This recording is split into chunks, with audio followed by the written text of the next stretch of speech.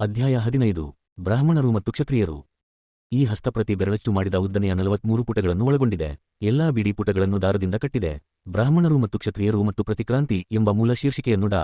ಅಂಬೇಡ್ಕರ್ರ ಸ್ವಹಸ್ತಾಕ್ಷರದಿಂದ ಬ್ರಾಹ್ಮಣ ಕ್ಷತ್ರಿಯರ ಪರಸ್ಪರ ವೈರ ಎಂದು ಶೀರ್ಷಿಕೆಯ ಪುಟದಲ್ಲಿ ಬದಲಾವಣೆ ಮಾಡಿದ್ದಾರೆ. ಈ ಪ್ರಬಂಧ ಪೂರ್ಣವಾಗಿರುವಂತೆ ಕಂಡುಬರುತ್ತದೆ. ಅಡ್ಡಗೆರೆ. ಸಂಪಾದಕರು. ಹಿಂದೂಗಳ ಧಾರ್ಮಿಕ ಸಾಹಿತ್ಯ ಬ್ರಾಹ್ಮಣ ಕ್ಷತ್ರಿಯರ ಸಂಘರ್ಷಗಳ ಅನೇಕ ಸಂಗತಿಗಳನ್ನು ಅವರಿಬ್ಬರಿಗೂ ನಡೆದ ರಕ್ತಪಾತದ ಯುದ್ಧಗಳನ್ನು ಒಳಗೊಂಡಿದೆ. ಮಹಾರಾಜ ವೇಣನಿಗೆ ಸಂಬಂಧಿಸಿದ ಸಂಗತಿಯೇ ಮೊಟ್ಟ ಮೊದಲ ದಾಖಲೆ. ವೇಣ ಕ್ಷತ್ರಿಯ ಮಹಾರಾಜ, ಬ್ರಾಹ್ಮಣರ ಜೊತೆ ಅವನು ನಡೆಸಿದ ಸಂಘರ್ಷ ಅನೇಕ ಆಧಾರಭೂತ ಗ್ರಂಥಗಳಲ್ಲಿ ಉಲ್ಲೇಖಿತವಾಗಿದೆ. ಮುಂದಿನ ವಿವರಣೆಯನ್ನು ಹರಿವಂಶದಿಂದ ಎತ್ತಿಕೊಳ್ಳಲಾಗಿದೆ. ಪ್ರಾರಂಭದಲ್ಲಿ ಪ್ರಜಾಪತಿ ಇದ್ದನು. ಅವನು ಧರ್ಮರಕ್ಷಕನಾಗಿದ್ದನು. ಅತ್ರೇಯಿ ವಂಶಕ್ಕೆ ಸೇರಿದ ಅವನ ಹೆಸರು ಅಂಗ. ಅಧಿಕಾರದಲ್ಲಿ ಅವನನ್ನು ಹೋಲುತ್ತಿದ್ದನು. ಅವನ ಮಗನೇ ಪ್ರಜಾಪತಿ ವೇಣ. ಇವನು ಕರ್ತವ್ಯಮುಖನಾಗಿದ್ದನು. ಮೃತ್ಯುವಿನ ಮಗಳಾದ ಸುನೀತಳ ಮಗ. ಮೃತ್ಯುವಿನ ಮಗಳ ಮಗನಾದ ಇವನು ತಾಯಿಯ ಕಡೆಯ ಅಜ್ಜನಿಂದ ಬಂದ ಕಳಂಕದಿಂದಾಗಿ ತನ್ನ ಕರ್ತವ್ಯಗಳನ್ನು ಮರೆತು ಕಾಮವಶನಾಗಿ ಲೋಭಜೀವನವನ್ನು ನಡೆಸುತ್ತಿದ್ದನು. ಈ ರಾಜನು ನಾಸ್ತಿಕ ಮತಾಚರಣೆಯನ್ನು ಸ್ಥಾಪಿಸಿದನು. ವೇದ ಪ್ರಮಾಣಗಳನ್ನು ಉಲ್ಲಂಘಿಸಿ ಅರಾಜಕತೆಯಲ್ಲಿ ತೊಡಗಿದ್ದನು. ಅವನ ಆಡಳಿತದಲ್ಲಿ ಜನರು ವೇದಾಧ್ಯಯನ ಮಾಡದೆ, ವಶಕ್ಕಾರ ಮಾಡದೆ, ಯಜ್ಞಯಾಗಗಳಲ್ಲಿ ದೇವತೆಗಳಿಗೆ ಸೋಮರಸ ಅರ್ಪಿಸದೆ ಬದುಕುತ್ತಿದ್ದರು. ಅವನ ವಿನಾಶಕಾಲ ಸಮೀಪಿಸಿದಾಗ ಪ್ರಜಾಪತಿಯು ಯಜ್ಞವಾಗಲಿ ಅಥವಾ ಹವಿಸ್ಸಿನ ನೈವೇದ್ಯವಾಗಲಿ ಕೂಡದು ಎಂದು ಕ್ರೂರವಾಗಿ ಕಟ್ಟಪ್ಪಣೆ ಮಾಡಿದನು. ನಾನೇ ದೇವರು, ನಾನೇ ರುಜ್ಯೋಪಾಸಕ, ನಾನೇ. 1-3 ಬ್ರಾಹ್ಮಣರು ಮತ್ತು ಶ್ರುತಿಯರು. ಯಜ್ಞ ಮಾಡಬೇಕಾದ್ದು ನನಗಾಗಿ, ನೈವೇದ್ಯ ಅರ್ಪಿಸಬೇಕಾದ್ದು ನನಗಾಗಿ ಎಂದು ಘೋಷಿಸಿದನು. ಧರ್ಮವಿಮುಖನಾದ, ತನಗೆ ಸಲ್ಲದ್ದನ್ನು ಗರ್ವಾಂಧನಾಗಿ ಪಡೆದುಕೊಳ್ಳಲು ಹೊರಟ ಇವನಿಗೆ ಮಾರೀಚನ ನೇತೃತ್ವದಲ್ಲಿ ಮಹರ್ಷಿಗಳೆಲ್ಲರೂ ಈ ರೀತಿ ಹೇಳಿದರು: ಅನೇಕ ವರ್ಷಗಳ ಕಾಲ ನಡೆಯುವ ಒಂದು ಯಜ್ಞವನ್ನು ನಾವೆಲ್ಲರೂ ಮಾಡಲು ಹೊರಟಿದ್ದೇವೆ. ಓ ವೇಣ, ಅಧರ್ಮವನ್ನು ಆಚರಿಸಬೇಡ. ಇದು ಧರ್ಮದ ರೀತಿಯಲ್ಲ. ನೀನು ಎಲ್ಲ ಕಾವ್ಯದಲ್ಲಿಯೂ ಅತಿ ವಂಶಕ್ಕೆ ಸೇರಿದ ಪ್ರಜಾಪತಿಯೇ ಆಗಿದ್ದೀಯೆ. ನೀನು ನಿನ್ನ ಪ್ರಜೆಗಳನ್ನು ಪಾಲಿಸಲು ನಿರತನಾಗಿರುವೆ. ಈ ರೀತಿ ತನ್ನನ್ನು ಸಂಬೋಧಿಸಿದ ಮಹರ್ಷಿಗಳಿಗೆ ಯಾವುದು ಧರ್ಮವೆಂದು ತಿಳಿಯದೆ ಮೂರ್ಖನಾದ ವೇಣ ಗಹಗಹಿಸಿ ನಗುತ್ತಾ ಉತ್ತರಿಸಿದನು: ನನ್ನನ್ನು ಬಿಟ್ಟರೆ ಧರ್ಮವನ್ನು ವಿಧಿಸುವವರು ಯಾರು? ಅಥವಾ ನಾನು ಯಾರಿಗೆ ವಿಧೇಯನಾಗಿರಬೇಕು? ಪವಿತ್ರ ಜ್ಞಾನದಲ್ಲಿ, ದಿವ್ಯಕಾವ್ಯದಲ್ಲಿ, ಪ್ರತಿನಿಷ್ಠೆಯಲ್ಲಿ, ಸತ್ಯದಲ್ಲಿ ಈ ಭೂಮಿಯ ಮೇಲೆ ನನ್ನ ಸಮಾನ ಯಾರಿದ್ದಾರೆ? ಸರ್ವಜೀವಿಗಳ ಧರ್ಮದ ಮೂಲ ನಾನೇ ಎಂದು ಮತಿಭ್ರಾಂತರಾದ, ತಿಳಿಗೇಡಿಗಳಾದ ನಿಮಗೆ ಗೊತ್ತಿಲ್ಲ. ನಾನು ಮನಸ್ಸು ಮಾಡಿದರೆ ಭೂಮಿಯನ್ನು ಅಡಿಮೇಲು ಮಾಡಬಲ್ಲೆ, ಅಥವಾ ಅದನ್ನು ಜಲಪಳಯದಲ್ಲಿ ಮುಳುಗಿಸಬಲ್ಲೆ, ಅಥವಾ ಸ್ವರ್ಗ ಭೂಮಿಗಳನ್ನು ಇಲ್ಲದಂತೆ ಮಾಡುತ್ತೇನೆ. ಮತಿಭ್ರಾಂತನೂ ಗರ್ವಾಂಧನೂ ಆದ ವೇಣವನ್ನು ಆಣ್ಕೆಯಲ್ಲಿಡುವುದು ಅಸಾಧ್ಯವಾದಾಗ ಮಹರ್ಷಿಗಳು ಕೋಪೋದ್ರಿಕ್ತರಾಗಿ ಬಲಿಷ್ಠ ರಾಜನನ್ನು ಹಿಡಿದು ಅವನ ಎಡತೊಡೆಯನ್ನು ಉಜ್ಜಿದರು.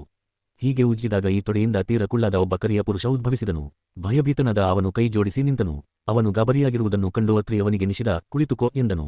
ಇವನೇ ನಿಷಾದ ಸಂತತಿಯ ಮೂಲ ಪುರುಷ ಹಾಗೂ ವೇಣನ ಭ್ರಷ್ಟತೆಯಿಂದ ಹುಟ್ಟಿದ ದಿವರ, ಬೆಸ್ತರು, ಜನಕನೂ ಆಗಿದ್ದಾನೆ. ಎರಡನೆಯ ಘಟನೆ ಪುರೂರವನಿಗೆ ಸಂಬಂಧಿಸಿದೆ. ಪುರೂರವ ಮತ್ತೊಬ್ಬ ಕ್ಷತ್ರಿಯ ರಾಜ. ಇಳೆಯ ಮಗ ಮನು ವೈವಸ್ವತನ ಮೊಮ್ಮಗ. ಅವನು ಬ್ರಾಹ್ಮಣರ ಜೊತೆ ಸಂಘರ್ಷಕ್ಕಿಳಿದ. ಅವರ ವರ್ಣನೆ ಮಹಾಭಾರತದ ಆದಿಪರ್ವದಲ್ಲಿ ಈ ರೀತಿಯಲ್ಲಿದೆ: ನಕ್ಷತ್ರ ಚಿಹ್ನೆ ತರುವ ಎಳೆಯಿಂದ ಜ್ಞಾನಿ ಪುರೂರವ ಜನಿಸಿದನು. ಆಕೆಯೇ ಅವನಿಗೆ ತಂದೆಯೂ ತಾಯಿಯೂ ಆಗಿದ್ದಳೆಂದು ಪ್ರತೀತಿ. ಸಾಗರದ 13 ದ್ವೀಪಗಳನ್ನು ಆಳುತ್ತಾ ಮಹಾಪ್ರಖ್ಯಾತನಾದ ಪುರೂರವನು ಅತಿಮಾನುಷ ವ್ಯಕ್ತಿಗಳಿಂದ ಸುತ್ತುವರಿಯಲ್ಪಟ್ಟು ತನ್ನ ಪರಾಕ್ರಮದಿಂದ ಪ್ರಮತ್ತನಾಗಿ ಬ್ರಾಹ್ಮಣರ ಜೊತೆ ಸಂಘರ್ಷದಲ್ಲಿ ಸಿಲುಕಿ ಅವರ ಧನಕನಕ ವಜ್ರವೈಡೂರಗಳನ್ನೆಲ್ಲ ಅವರು ಬಾಯಿ ಬಡಿದುಕೊಂಡರೂ ಬಿಡದೆ ಕಿತ್ತುಕೊಂಡನು. ಬ್ರಾಹ್ಮಣ ಸ್ವರ್ಗದಿಂದ ಬಂದ ಸನತ್ಕುಮಾರ ಅವನಿಗೆ ಎಚ್ಚರಿಕೆಯ ಮಾತುಗಳನ್ನಾಡಿದರೂ ಅವನು ಕೇಳಲಿಲ್ಲ. ಆಗ ಕೋಪೋದ್ರಿಕ್ತರಾದ ಋಷಿಗಳು ಅವನಿಗೆ ಹಿಂದು ಮುಂದು ನೋಡದೆ ಶಾಪವಿತ್ತಾಗ ಅವನು ನಾಶವಾದನು. ಈ ಲೋಭಿಯಾದ ರಾಜನು ಅಧಿಕಾರದಿಂದ ಮತ್ತನಾಗಿ ತನ್ನ ವಿವೇಕವನ್ನು ಕಳೆದುಕೊಂಡಿದ್ದನು. ಮೂರನೆಯ ಹಾಗೂ ಇವಕ್ಕಿಂತ ಹೆಚ್ಚು ಗಂಭೀರವಾದ ಸಂಘರ್ಷ ಮಹಾರಾಜ ನಹುಷನಿಗೂ ಬ್ರಾಹ್ಮಣನಿಗೂ ನಡೆದಿದೆ. ನಹುಷ ಪುರೂರವನ ಮೊಮ್ಮಗ. ಈ ಕಥೆಯನ್ನು ಮಹಾಭಾರತದಲ್ಲಿ 2-1-3 ಸ 1 ಸು 307 ಡಾ.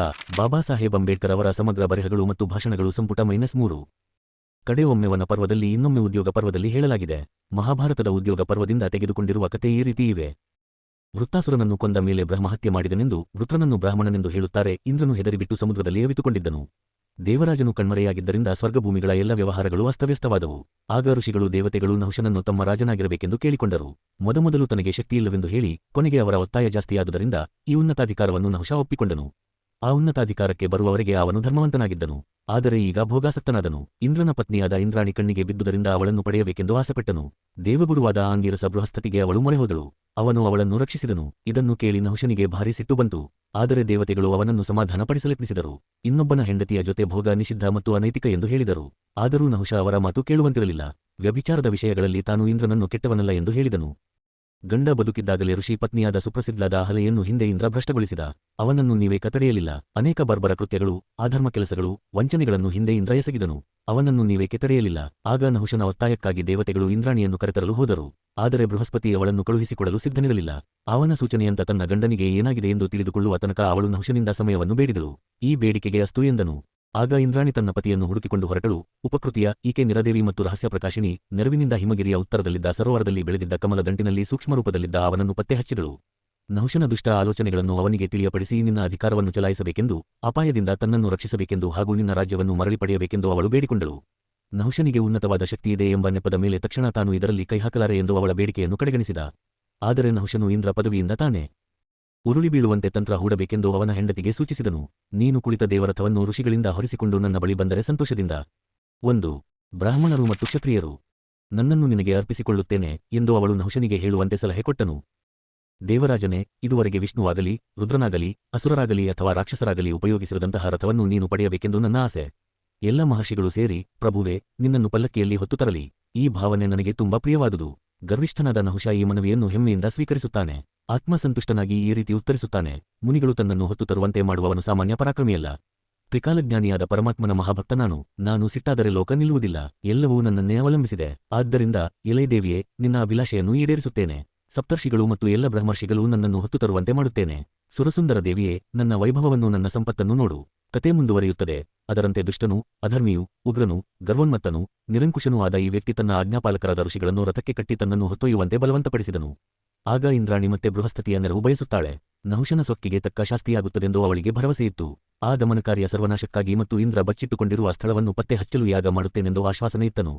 ಇಂದ್ರನನ್ನು ಪತ್ತೆ ಮಾಡಿ ಬೃಹಸ್ಪತಿಯ ಬಳಿಗೆ ಕರೆತರಲು ಅಗ್ನಿಯನ್ನು ಆಗ ಕಳುಹಿಸುತ್ತಾರೆ. ಇಂದ್ರನಿಲ್ಲದಿದ್ದಾಗ ನಡೆದದ್ದೆಲ್ಲವನ್ನು ಬೃಹಸ್ಪತಿ ಇಂದ್ರನಿಗೆ ತಿಳಿಸುತ್ತಾನೆ. ಕುಬೇರ, ಯಮ, ಸೋಮ ಮತ್ತು ವರುಣರ ಜೊತೆ ಸೇರಿಕೊಂಡು ನಹುಷನ ನಾಶದ ಬಗ್ಗೆ ಇಂದ್ರ ಯೋಚಿಸುತ್ತಿದ್ದಾಗ ಮಹರ್ಷಿಯಾಗ ಬಂದು ಇಂದ್ರನಿಗೆ ನಿನ್ನ ವೈರಿ ಹತನದ ಎಂದು ಹೇಳಿ ವಿವರಿಸುತ್ತಾನೆ. ದೇವರ್ಷಿಗಳು ಬ್ರಹ್ಮರ್ಷಿಗಳು ಪಾಪಿ ನಹುಷನನ್ನು ಹೊತ್ತು ಸುಸ್ತಾದುದರಿಂದ ಆ ದಿವ್ಯ ಪುರುಷ ನಹುಷನನ್ನು ಸಮಸ್ಯೆಯನ್ನು ಪರಿಹರಿಸುವುದಕ್ಕಾಗಿ ಈ ರೀತಿ ಕೇಳಿದರು. ಓ ವಾಸವ, ಮಹಾಂತ ದಿಗ್ವಿಜಯಿ, ಗೋಹತ್ಯಾ ಸಂದರ್ಭದಲ್ಲಿ ಪಠಿಸುವ ಬ್ರಾಹ್ಮಣಶಾಸ್ತ್ರಗಳು ಪ್ರಮಾಣಭೂತವೆಂದು ಪರಿಗಣಿಸುವೆಯೋ ಇಲ್ಲವೋ? ವಿವೇಕ್ಷುಣ್ಯನಾದ ನಹುಷ ಇಲ್ಲ ಎಂದು ಉತ್ತರಿಸುತ್ತಾನೆ. ಅಧರ್ಮದಲ್ಲಿ ಮುಳುಗಿದ ನಿನಗೆ ಸದ್ಧತಿಯಿಲ್ಲ. ಮಹರ್ಷಿಪೋಕ್ತವಾದ ಈ ಶಾಸ್ತ್ರಗಳನ್ನು ಪ್ರಮಾಣಭೂತವೆಂದು ನಾವು ಗೌರವಿಸುತ್ತೇವೆ ಎಂದು ಋಷಿಗಳು ಪ್ರತ್ಯುತ್ತರ ಕೊಟ್ಟರು. ಆಗ ಮುನಿಗಳ ಜೊತೆ ವಾದಿಸುತ್ತಾ ಈ ನಹುಷನು ಅಧರ್ಮದಿಂದ ಪ್ರಚೋದಿತನಾಗಿ ತನ್ನ ಪಾದದಿಂದ ನನ್ನ ಶಿರವನ್ನು ಮುಟ್ಟಿದನು ಎಂದು ಅಗತ್ಯರು ಹೇಳಿದರು. ಇದರ ಪರಿಣಾಮವಾಗಿ ರಾಜನ ಕೀರ್ತಿ ನಾಶವಾಯಿತು. ಅವನ ಪುಣ್ಯ ಕ್ಷೀಣಿಸಿತು. ಅವನು ಭಯದಿಂದ ವಿಹ್ವಲನಾಗಿದ್ದಾಗ ನಾನು ಅವನಿಗೆ ಹೇಳಿದೆ, ಎಲೈ ಮೂರ್ಖನೆ, ಹಿಂದೆ ಮಹರ್ಷಿಗಳಿಂದ ರಚಿತವಾದ ಬ್ರಹ್ಮರ್ಷಿಗಳು ಬಳಸುತ್ತಿರುವ ಸದಾ 415 ಡಾ.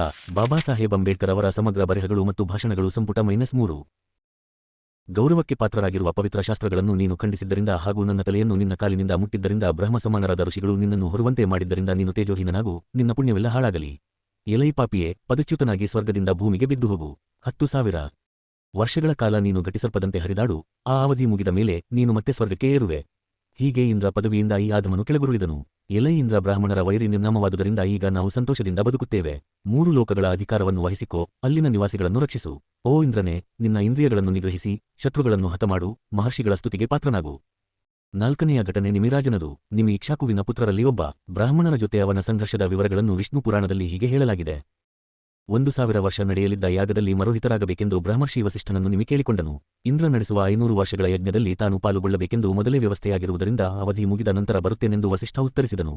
ಮಹಾರಾಜ ಏನೂ ಮಾತಾಡಲಿಲ್ಲ. ಅದಕ್ಕೆ ಸಮ್ಮತಿಯಾಯಿತೆಂದು ವಸಿಷ್ಠ ಹೊರಟು ಹೋದನು. ಆದರೆ ಅವನು ವಾಪಸ್ಸು ಬಂದಾಗ ವಸಿಷ್ಠನಿಗೆ ಸಮನಾದ ಬ್ರಹ್ಮರ್ಷಿ ಗೌತಮ ಮತ್ತು ಇತರರನ್ನು ನೇಮಿಸಿಕೊಂಡು ಯಾಗ ಮಾಡುತ್ತಿದ್ದುದನ್ನು ಕಂಡ ವಸಿಷ್ಠನು ಕ್ರೋಧೋನ್ಮತ್ತನಾಗಿ ತನ್ನನ್ನು ಕಡೆಗಣಿಸಿದ. ಆಗ ನಿದ್ರೆ ಮಾಡುತ್ತಿದ್ದ ಮಹಾರಾಜನಿಗೆ ಮಾನವ ಶರೀರವನ್ನು ಕಳೆದುಕೊಳ್ಳುವಂತೆ ಶಾಪವಿತ್ತನು. ನಿಮಿಯು ಎಚ್ಚೆತ್ತು ನಿದ್ದೆ ಮಾಡುತ್ತಿದ್ದ ತನಗೆ ಯಾವ ಮುನ್ಸೂಚನೆಯೂ ಇಲ್ಲದೆ ಶಾಪ ಕೊಟ್ಟಿದ್ದಕ್ಕಾಗಿ ಅವನು ಅಂಥದೇ ಶಾಪವನ್ನು ವಸಿಷ್ಠನಿಗೆ ಕೊಟ್ಟು ಮರಣ ಹೊಂದಿದನು. ನಿಮಿಯ ದೇಹವನ್ನು ಕೆಡದಂತೆ ಸುಗಂಧ ದ್ರವ್ಯಗಳಲ್ಲಿ ಸುರಕ್ಷಿತವಾಗಿ ಇಡಲಾಯಿತು. ಅವನು ಪ್ರಾರಂಭಿಸಿದ ಯಾಗ ಮುಗಿದಾಗ ಮುರೋಹಿತರ ಮಧ್ಯಸ್ಥಿಕೆಯಿಂದಾಗಿ ದೇವತೆಗಳು ಅವನಿಗೆ ಜೀವದಾನ ಮಾಡಲು ಇಚ್ಛಿಸಿದನು. ಆದರೆ ಅವನು ಅದಕ್ಕೆ ಒಪ್ಪಲಿಲ್ಲ. ಅವನ ಆಸೆಯಂತೆ ಎಲ್ಲ ಜೀವಿಗಳ ಕಣ್ಣುಗಳಲ್ಲಿಯೂ ಅವನನ್ನು ಇಡಲು ದೇವತೆಗಳು ಸಮ್ಮತಿಸಿದರು. ಈ ಕಾರಣದಿಂದಾಗಿ ಅವುಗಳೆಲ್ಲ ನಿಮಿಷರಾಗಿ ಎಂದರೆ ತಮ್ಮ ರೆಪ್ಪೆಗಳನ್ನು ಮುಚ್ಚಿ ತೆಗೆಯುವವರಾಗಿದ್ದಾರೆ. 5ನೆಯ ಪ್ರಸಂಗ ವಸಿಷ್ಠ ವಿಶ್ವಾಮಿತ್ರ ಸಂಘರ್ಷಕ್ಕೆ ಸಂಬಂಧಿಸಿದೆ. ವಸಿಷ್ಠ ಬ್ರಾಹ್ಮಣ ಪುರೋಹಿತ. ವಿಶ್ವಾಮಿತ್ರ ಕ್ಷತ್ರಿಯ. ಬ್ರಾಹ್ಮಣನಾಗಬೇಕೆಂಬುದು ಅವನ ಮಹದಾಸೆ. ತಾನು ಬ್ರಾಹ್ಮಣ ಏಕೆ ಆಗಬೇಕೆಂದು ಅವನು ಆಸೆ ಪಟ್ಟದ್ದಕ್ಕೆ ರಾಮಾಯಣದ ಮುಂದಿನ ಉಪಾಖ್ಯಾನ ಕಾರಣಗಳನ್ನು ವಿವರಿಸುತ್ತದೆ. 1. ಬ್ರಾಹ್ಮಣರು ಮತ್ತು ಶ್ರುತಿಯರು. ನಕ್ಷತ್ರ ಚಿಹ್ನೆ ಹಿಂದೆ ಪ್ರಜಾಪತಿಯ ಮಗನಾದ ಕುರನೆಂಬ ರಾಜನಿದ್ದನು. ಅವನ ಮಗನ ಹೆಸರು ಕುರನಾಭ. ಅವನು ಗಾಧಿಯ ತಂದೆ. ಗಾಧಿ ವಿಶ್ವಾಮಿತ್ರನ ತಂದೆ. ವಿಶ್ವಾಮಿತ್ರ ಸಹಸ್ರಾರು ವರ್ಷಗಳ ಕಾಲ ಈ ಭೂಮಂಡಲವನ್ನು ಆಳುತ್ತಿದ್ದನು. ಒಮ್ಮೆ ಅವನು ಭೂಪರ್ಯಟನೆ ಮಾಡುತ್ತಿದ್ದಾಗ ವಸಿಷ್ಠನ ಆಶ್ರಮಕ್ಕೆ ಬಂದನು. ಅದು ಅನೇಕ ಸಂತರ, ಋಷಿಗಳ, ಭಗವದ್ಭಕ್ತರ ಆನಂದಕರ ವಸತವಾಗಿತ್ತು. ಮೊದಲು ಆತಿಥ್ಯವನ್ನು ಬೇಡವೆಂದವನು ಆಮೇಲೆ ತನಗೂ ತನ್ನ ಅನುಯಾಯಿಗಳಿಗೂ ಬ್ರಹ್ಮನ ಮಗ ಆದರೋಪಚಾರ ನೀಡಲು ಒಪ್ಪಿಗೆಯಿತ್ತನು. ಔತಣಕ್ಕೆ ಬೇಕಾದ ಎಲ್ಲ ತಿನಿಸುಗಳನ್ನು ಒದಗಿಸುತ್ತಿದ್ದ ನಂದಿನಿ ಧೇನು, ಶಬಲೆ, ವಿನ ಮೇಲೆ ವಿಶ್ವಾಮಿತ್ರ ಆಸೆಪಟ್ಟು 1,00,000 ಹಸುಗಳಿಗೆ ವಿನಿಮಯವಾಗಿ ಅದನ್ನು ಕೇಳಿದನು.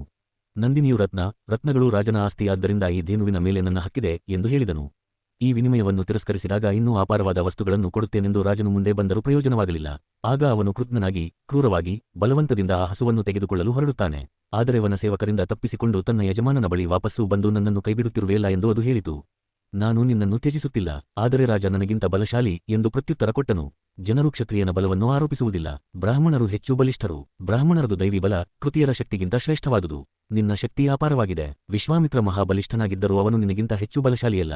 ನಿನ್ನ ಶಕ್ತಿಯ ಜಯವಾದುದು. ನಿನ್ನ ಬ್ರಾಹ್ಮಣ ಶಕ್ತಿಯಿಂದ ಸಂಪಾದಿಸಿರುವುದರಿಂದ ನನಗೆ ಆದೇಶ ನೀಡು. ಈ ದುಷ್ಟರಾಜನ ಗರ್ವ, ಬಲ ಮತ್ತು ಪ್ರಯತ್ನಗಳನ್ನೆಲ್ಲ ನಾನು ನಿರ್ನಾಮ ಮಾಡುತ್ತೇನೆ ಎಂದು ಹೇಳಿತು. ಅದಕ್ಕನುಸಾರವಾಗಿ ಅದು ತನ್ನ ಗುಟುರು ಹಾಕುವಿಕೆಯಿಂದ 100 ಮಂದಿ ಪಪ್ಲವರನ್ನು ಸೃಷ್ಟಿಸಿತು. ಅವರು ವಿಶ್ವಾಮಿತ್ರನ ಪರಿವಾರವನ್ನೆಲ್ಲ ಧ್ವಂಸ ಮಾಡಿದರು. ಆಗ ವಿಶ್ವಾಮಿತ್ರ ಆ ಪಪ್ಲವರನ್ನು ಕೊಂದು ಹಾಕಿದನು. ಅಪಾರ ಶಕ್ತಿ ಸಾಮರ್ಥ್ಯವುಳ್ಳ ರಸ್ತ್ರಸಜ್ಜಿತರಾದ ಶಕರನ್ನು ಯವನರನ್ನೂ ಸೃಷ್ಟಿಸಿದಾಗ ಅವರು ರಾಜನ ಸೈನಿಕರನ್ನು ನುಂಗಿ ಹಾಕಿದರು. ಆದರೆ ಅವರೆಲ್ಲ ವಿಶ್ವಾಮಿತ್ರನಿಂದ ಹತರಾದರು. ಆಗ ಆ ಹಸು ತನ್ನ ಗುಟುರಿನಿಂದಲೂ ತನ್ನ ಶರೀರದ ಇತರ ಬೇರೆ ಬೇರೆ ಭಾಗಗಳಿಂದಲೂ ನಾನು ಬುಡಕಟ್ಟುಗಳ ಇತರ ಯೋಧರನ್ನು ಸೃಷ್ಟಿಸಿತು. ಅವರು ಮತ್ತೆ ವಿಶ್ವಾಮಿತ್ರನ ಸಮಸ್ತ ಸೈನ್ಯವನ್ನು, ಪದಾತಿಗಳನ್ನು, ಆನೆಗಳನ್ನು, ಕುದುರೆಗಳನ್ನು, ರಥಗಳನ್ನು ಸರ್ವಸ್ವವನ್ನು ಸಂಹರಿಸಿದರು. ಆಗ ನಾನಾ ಆಯುಧಪಾಣಿಗಳಾದ ಆ ಮಹಾರಾಜನ 100 ಜನ ಮುತ್ತರು ರೊಚ್ಚಿನಿಂದ ವಸಿಷ್ಠನ ಮೇಲೆ ದಾಳಿ ಮಾಡಿದರು. ಆದರೆ ಅವರೆಲ್ಲರೂ ಆ ಮಹರ್ಷಿಯ ಶಾಪದಿಂದ ಕ್ಷಣಮಾತ್ರದಲ್ಲಿ ಬೂದಿಯಾದರು. ಹೀಗೆ ವಿಶ್ವಾಮಿತ್ರನು ಸಂಪೂರ್ಣವಾಗಿ ಸೋತು ಸೊಕ್ಕು ಮುರಿಯಲ್ಪಟ್ಟು ತನ್ನ ಮಗನನ್ನು ರಾಜನನ್ನಾಗಿ 418 ಡಾ. ಬಾಬಾ ಸಾಹೇಬ್ ಅಂಬೇಡ್ಕರ್ ಅವರ ಸಮಗ್ರ ಬರೆಹಗಳು ಮತ್ತು ಭಾಷಣಗಳು ಸಂಪುಟ -3 ಹಿಮಾಲಯಕ್ಕೆ ಪ್ರಯಾಣಿಸಿದರು. ಅಲ್ಲಿ ಅವನು ಉಗ್ರತಪಸ್ಸನ್ನು ಆಚರಿಸಿ ಮಹದೇವನ ದರ್ಶನವನ್ನು ಪಡೆದನು. ಅವನ ಅಭಿಲಾಷೆಯಂತೆ ಶಸ್ತ್ರವಿದ್ಯೆಯ ಎಲ್ಲ ಕಲೆಗಳನ್ನು ಅನುಗ್ರಹಿಸಿ ದಿವ್ಯಾಸ್ತ್ರಗಳನ್ನು ದಯಪಾಲಿಸಿದನು. ಇದರಿಂದ ಅವನು ಉಬ್ಬಿಹೋಗಿ ವಸಿಷ್ಠನ ಆಶ್ರಮವನ್ನು ಭಸ್ಮ ಮಾಡಿದಾಗ ಅಲ್ಲಿನ ನಿವಾಸಿಗಳೆಲ್ಲ ಓಡಿಹೋದರು. ಆಗ ವಸಿಷ್ಠನು ವಿಶ್ವಾಮಿತ್ರನನ್ನು ಬೆದರಿಸಿ ತನ್ನ ಬ್ರಹ್ಮದಂಡವನ್ನು ಮೇಲೆತ್ತಿದನು. ವಿಶ್ವಾಮಿತ್ರನು ಕೂಡ ತನ್ನ ಆನ್ಯಯಾಸ್ತ್ರವನ್ನು ಎತ್ತಿ ಎದೆಗಾರಿಕೆ ಇದ್ದರೆ ಎದುರಿಸು ಎಂದು ತನ್ನ ಶತ್ರುವಿಗೆ ಹೇಳುತ್ತಾನೆ. ನಿನ್ನ ಶಕ್ತಿಯನ್ನು ತೋರಿಸು, ನಾನು ಕೂಡಲೇ ನಿನ್ನ ಗರ್ವಭಂಗ ಮಾಡುತ್ತೇನೆ ಎಂದು ವಸಿಷ್ಠ ಹೇಳಿದನು. ಕ್ಷತ್ರಿಯನ ಶಕ್ತಿಗೂ ಬ್ರಾಹ್ಮಣನ ಬಲಕ್ಕೂ ಹೋಲಿಕೆ ಎಲ್ಲಿದೆ? ಎಲೈ ನೀಚ ಕ್ಷತ್ರಿಯನೇ, ನನ್ನ ದಿವ್ಯ ಬ್ರಾಹ್ಮಣ ಶಕ್ತಿಯನ್ನು ನೋಡು ಎಂದು ಹೇಳಿದನು. ಆಗ ಗಾದಿಪುತ್ರ ಎತ್ತಿದ್ದ ಭಯಂಕರ ಆಗೇಯಾಸ್ತ್ರವು ಬ್ರಹ್ಮದಂಡದಿಂದ ನೀರಿನಿಂದ ಬೆಂಕಿ ಆರಿಹೋಗುವಂತೆ ಶಮನವಾಯಿತು. ಬ್ರಹ್ಮಪಾಠ, ಕಾಲಪಾಠ, ವರುಣಪಾಠ, ವಿಷ್ಣುಚಕ, ಶಿವನ ತ್ರಿಶೂಲ ಮುಂತಾದ ನಾನಾ ಬಗೆಯ ದಿವ್ಯಾಸ್ತ್ರಗಳನ್ನು ವಿಶ್ವಾಮಿತ್ರ ತನ್ನ ಶತ್ರುವಿನ ಮೇಲೆ ಪ್ರಯೋಗಿಸಿದನು. ಆದರೆ ಬ್ರಹ್ಮನ ಮಗನಾದ ವಸಿಷ್ಠನ ಸರ್ವಭಕ್ಷಕ ಬ್ರಹ್ಮದಂಡವು ಅವುಗಳನ್ನೆಲ್ಲ ನುಂಗಿಹಾಕಿತು. ಕೊನೆಗೆ ಆ ಯೋಧನು ಭಯಂಕರವಾದ ಬ್ರಹ್ಮಾಸ್ತ್ರವನ್ನು ಪ್ರಯೋಗಿಸಿದಾಗ ದೇವಾನುದೇವತೆಗಳೆಲ್ಲ ಭಯಭೀತರಾದರು. ಆದರೆ ಆ ಬ್ರಹ್ಮರ್ಷಿಯ ಎದುರು ಅವೆಲ್ಲ ಅಷ್ಟೇ ನಿಷ್ಪ್ರಯೋಜಕವಾದವು. ಈಗ ವಸಿಷ್ಠ ಉಗ್ರರೂಪವನ್ನು ತಾಳಿದನು. ಅವನ ದೇಹದ ರೋಮರಂಧ್ರಗಳಿಂದ ಧೂಮಾಗ್ನಿಗಳು ಕಾರಿದವು. ಅವನ ಕೈಯಲ್ಲಿದ್ದ ಬ್ರಹ್ಮದಂಡವು ಪ್ರಳಯಾಗ್ನಿಯಂತೆ ಅಥವಾ ಇದೆ ಯಮದಂಡವು ಎಂಬಂತೆ ಪ್ರಜ್ವಲಿಸಿತು. ನೀನು ನಿನ್ನ ಎದುರಾಳಿಗಿಂತ ಶ್ರೇಷ್ಠನಾಗಿರುವೆ ಎಂದು ಮುನಿಗಳು ಘೋಷಿಸಿದಾಗ ಮಹರ್ಷಿಯು ಸಂತುಷ್ಟನಾಗಿ ತನ್ನ ಪ್ರತೀಕಾರವನ್ನು ತಡೆಹಿಡಿದನು. ವಿಶ್ವಾಮಿತ್ರ ನೋವಿನಿಂದ ಉದ್ಧರಿಸಿದನು. ಕ್ಷತ್ರಿಯು ಬಲಕ್ಕೆ ಧಿಕ್ಕಾರ. ಬ್ರಹ್ಮತೇಜದ ಬಲವೇ ಬಲ. ಕೇವಲ ಒಂದು ಬ್ರಹ್ಮದಂಡವೊಂದರಿಂದಲೇ ನನ್ನೆಲ್ಲ ಶಸ್ತ್ರಗಳು ನಿರ್ನಾಮವಾದವು. ತನ್ನ ನಿಸ್ಸಹಾಯಕ ಕನಿಷ್ಠತೆಯನ್ನು ಒಪ್ಪಿಕೊಳ್ಳುವುದು ಅಥವಾ ಬ್ರಹ್ಮಪದವಿಗೇರಲು ಪ್ರಯತ್ನಿಸುವುದು ಇವನ್ನು ಬಿಟ್ಟರೆ ಆ ಅವಮಾನಿತ ಚಕ್ರವರ್ತಿಗೆ ಬೇರೆ ಯಾವ ಪರಾಯವೂ ಉಳಿದಿಲ್ಲ. ಅವನು ಕೊನೆಯ ಪಠ್ಯಾಯವನ್ನೇ ಆರಿಸಿಕೊಳ್ಳುತ್ತಾನೆ. ಈ ಸೋಲನ್ನು ಚೆನ್ನಾಗಿ ಪರಾಲೋಚಿಸಿದ ನಾನು ಪ್ರಶಾಂತ ಮನಸ್ಸು ಮತ್ತು ಇಂದ್ರಿಯಗಳಿಂದ ಉಗ್ರ ತಪಸ್ಸನ್ನು ಕೈಗೊಂಡು ಬ್ರಹ್ಮಪದವಿಗೇರುತ್ತೇನೆ. ತೀವ್ರ ಕೋಪೆಗೊಂಡು ಜರ್ಜರಿತನಾಗಿ ವೇದನೆಯಿಂದ ತನ್ನ ವೈರಿಯ ಮೇಲನ ವಿದ್ವೇಷವನ್ನು ಬಿಡದೆ ತನ್ನ ನಿರ್ಧಾರವನ್ನು ಕಾರರೂಪಕ್ಕಿಳಿಸಲು ಮಹಾರಾಣಿಯೊಡಗೂಡಿ ದಕ್ಷಿಣದ ಕಡೆಗೆ ಪ್ರಯಾಣ ಬೆಳೆಸಿದನು. 1,000 ವರ್ಷಗಳ ಕೊನೆಯಲ್ಲಿ ಬ್ರಹ್ಮ ಪ್ರತ್ಯಕ್ಷನಾಗಿ ಸ್ವರ್ಗದಲ್ಲಿರುವ ರಾಜರ್ಷಿಗಳನ್ನು ನೀನು ಜಯಿಸಿರುವೆ. ನಿನ್ನ ಉಗ್ರ ತಪಸ್ಸಿನ ಫಲದಿಂದ ನೀನು ಬ್ರಹ್ಮ ಪದವಿಯನ್ನು ಪಡೆದಿರುವೆ ಎಂದು ಪ್ರಕಟಿಸಿದನು. ಈ ಸಂಘರ್ಷ ಇಕ್ಷಾಕು ವಂಶಕ್ಕೆ ಸೇರಿದ ಸುದಾಸ ಮಹಾರಾಜನ ಆಳ್ವಿಕೆಯಲ್ಲಿ ನಡೆದಿರುವಂತೆ ಕಾಣುತ್ತದೆ. ವಸಿಷ್ಠನು ಸುದಾಸ ಮಹಾರಾಜನ ಕುಲಪುರೋಹಿತನಾಗಿದ್ದನು. ಸ್ಪಷ್ಟವಾಗಿ ತಿಳಿಯಪಡಿಸದೆ ಯಾವುದೋ ಕಾರಣಕ್ಕಾಗಿ ಸುದಾಸನು ವಿಶ್ವಾಮಿತ್ರನನ್ನು ತನ್ನ ಕುಲಪುರೋಹಿತನನ್ನಾಗಿ ನೇಮಿಸಿಕೊಂಡನು. ಬ್ರಾಹ್ಮಣರು ಮತ್ತು ಶ್ರುತಿಯದು. ಇದು ವಸಿಷ್ಠ ಮತ್ತು ವಿಶ್ವಾಮಿತ್ರನ ನಡುವೆ ಕಾಳಗವನ್ನು ತಂದೊಡ್ಡಿತು. ಒಮ್ಮೆ ಪ್ರಾರಂಭವಾದ ಈ ಸಂಘರ್ಷ ದೀರ್ಘಕಾಲದವರೆಗೆ ನಡೆಯಿತು. ಈ ಇಬ್ಬರ ನಡುವಣ ಸಂಘರ್ಷ ಒಂದು ವಿಚಿತ್ರ ತಿರುವನ್ನು ಪಡೆಯಿತು. ವಿಶ್ವಾಮಿತ್ರ ಒಂದು ವಾಗ್ವಾದದಲ್ಲಿ ಸಿಲುಕಿದರೆ ವಸಿಷ್ಠ ಅವನ ವಿರೋಧಿಯನ್ನು ಬೆಂಬಲಿಸಿದನು. ಅದೇ ರೀತಿ ವಿಶ್ವಾಮಿತ್ರನು ನಡೆದುಕೊಂಡನು. ಅದು ಒಬ್ಬ ಇನ್ನೊಬ್ಬನನ್ನು ಹಿಂಸಿಸುವ ಪ್ರಸಸೊನ್ನೆಗವಾಯಿತು. ಅಂಥ ಮೊಟ್ಟಮೊದಲ ಉಪಾಖ್ಯಾನವೆಂದರೆ ತ್ರಿಶಂಕುವೆಂದು ಕರೆಯಲಾದ ಸತ್ಯವ್ರತನದು. ಹರಿವಂಶದಲ್ಲಿ ಹೇಳಲಾಗಿರುವ ಕತೆ ಕೆಳಕಂಡಂತೆ ಇದೆ. ಏತನ್ಮಧ್ಯೆ ತನಗೂ ಮತ್ತು ರಾಜನಿಗೂ ಸತ್ಯವ್ರತನ ತಂದೆ ಇದ್ದ ಗುರು ಶಿಷ್ಯ ಸಂಬಂಧದಿಂದಾಗಿ ವಸಿಷ್ಠನು ಅಯೋಧ್ಯಾನಗರಿಯನ್ನು, ರಾಜ್ಯವನ್ನು ಮತ್ತು ರಾಜನ ಅರಮನೆಯ ಅಂತಃಪುರವನ್ನು ನಿಯಂತ್ರಿಸುತ್ತಿದ್ದನು. ಆದರೆ ಸತ್ಯವ್ರತನು ಅವಿವೇಕದಿಂದಲೋ ಅಥವಾ ವಿಧಿಶಕ್ತಿಯಿಂದಲೋ ವಸಿಷ್ಠನ ಮೇಲೆ ಒಂದೇ ಸಮನೆ ಸಿಟ್ಟನ್ನು ತಾಳಿದನು. ವಸಿಷ್ಠನು ರಾಜಾಧಿಕಾರದಲ್ಲಿ ತಲೆ ಹಾಕುವುದನ್ನು ನಿಲ್ಲಿಸಲಿಲ್ಲ. ವಿವಾಹ ವಿಧಿಗಳು ಸಪ್ತಪದಿಯಾದ ಮೇಲೆ ನಿರ್ಬಂಧವಾಗುತ್ತದೆ. ಆದರೆ ನಾನು ಪಾಣಿಗ್ರಹಣ ಮಾಡಿದಾಗ ಇದಾಗಲಿಲ್ಲ. ವಿವಾಹ ವಿಧಿಗಳನ್ನು ಬಲ್ಲ ವಸಿಷ್ಠನ ಬಗ್ಗೆ ಮನಸ್ಸಿನಲ್ಲೇ ಕೋಪಗೊಂಡನು. ಆದರೆ ವಸಿಷ್ಠ ನ್ಯಾಯಯುತನಾಗಿಯೇ ನಡೆದುಕೊಂಡಿದ್ದನು. ಅವನ ಮೇಲೆ ಅವನ ತಂದೆ ವಿಧಿಸಿದ್ದದ ಮೌನವತವನ್ನು ಸತ್ಯವ್ರತ ತಿಳಿದುಕೊಳ್ಳಲಿಲ್ಲ. ಈ ಕಠಿಣ ವ್ರತವನ್ನು ಅವನು ಅನುಮೋದಿಸಿದಾಗ ತನ್ನ ಮನೆತನದ ಸ್ಥಾನವನ್ನು ಉಳಿಸಿದ್ದಾನೆಂದು ಅವನು ಭಾವಿಸಿದನು. ಆದರೆ ಆ ಪೂಜ್ಯ ಮುನಿ ಮಗನನ್ನು ದೂರವಿಡಬೇಕೆಂದು ಬಯಸಿದ ತಂದೆಯನ್ನು ತಡೆಯದೆ ಅವನ ಮಗನನ್ನು ರಾಜನನ್ನಾಗಿ ಪ್ರತಿಷ್ಠಾಪಿಸಲು ತೀರ್ಮಾನಿಸಿದನು.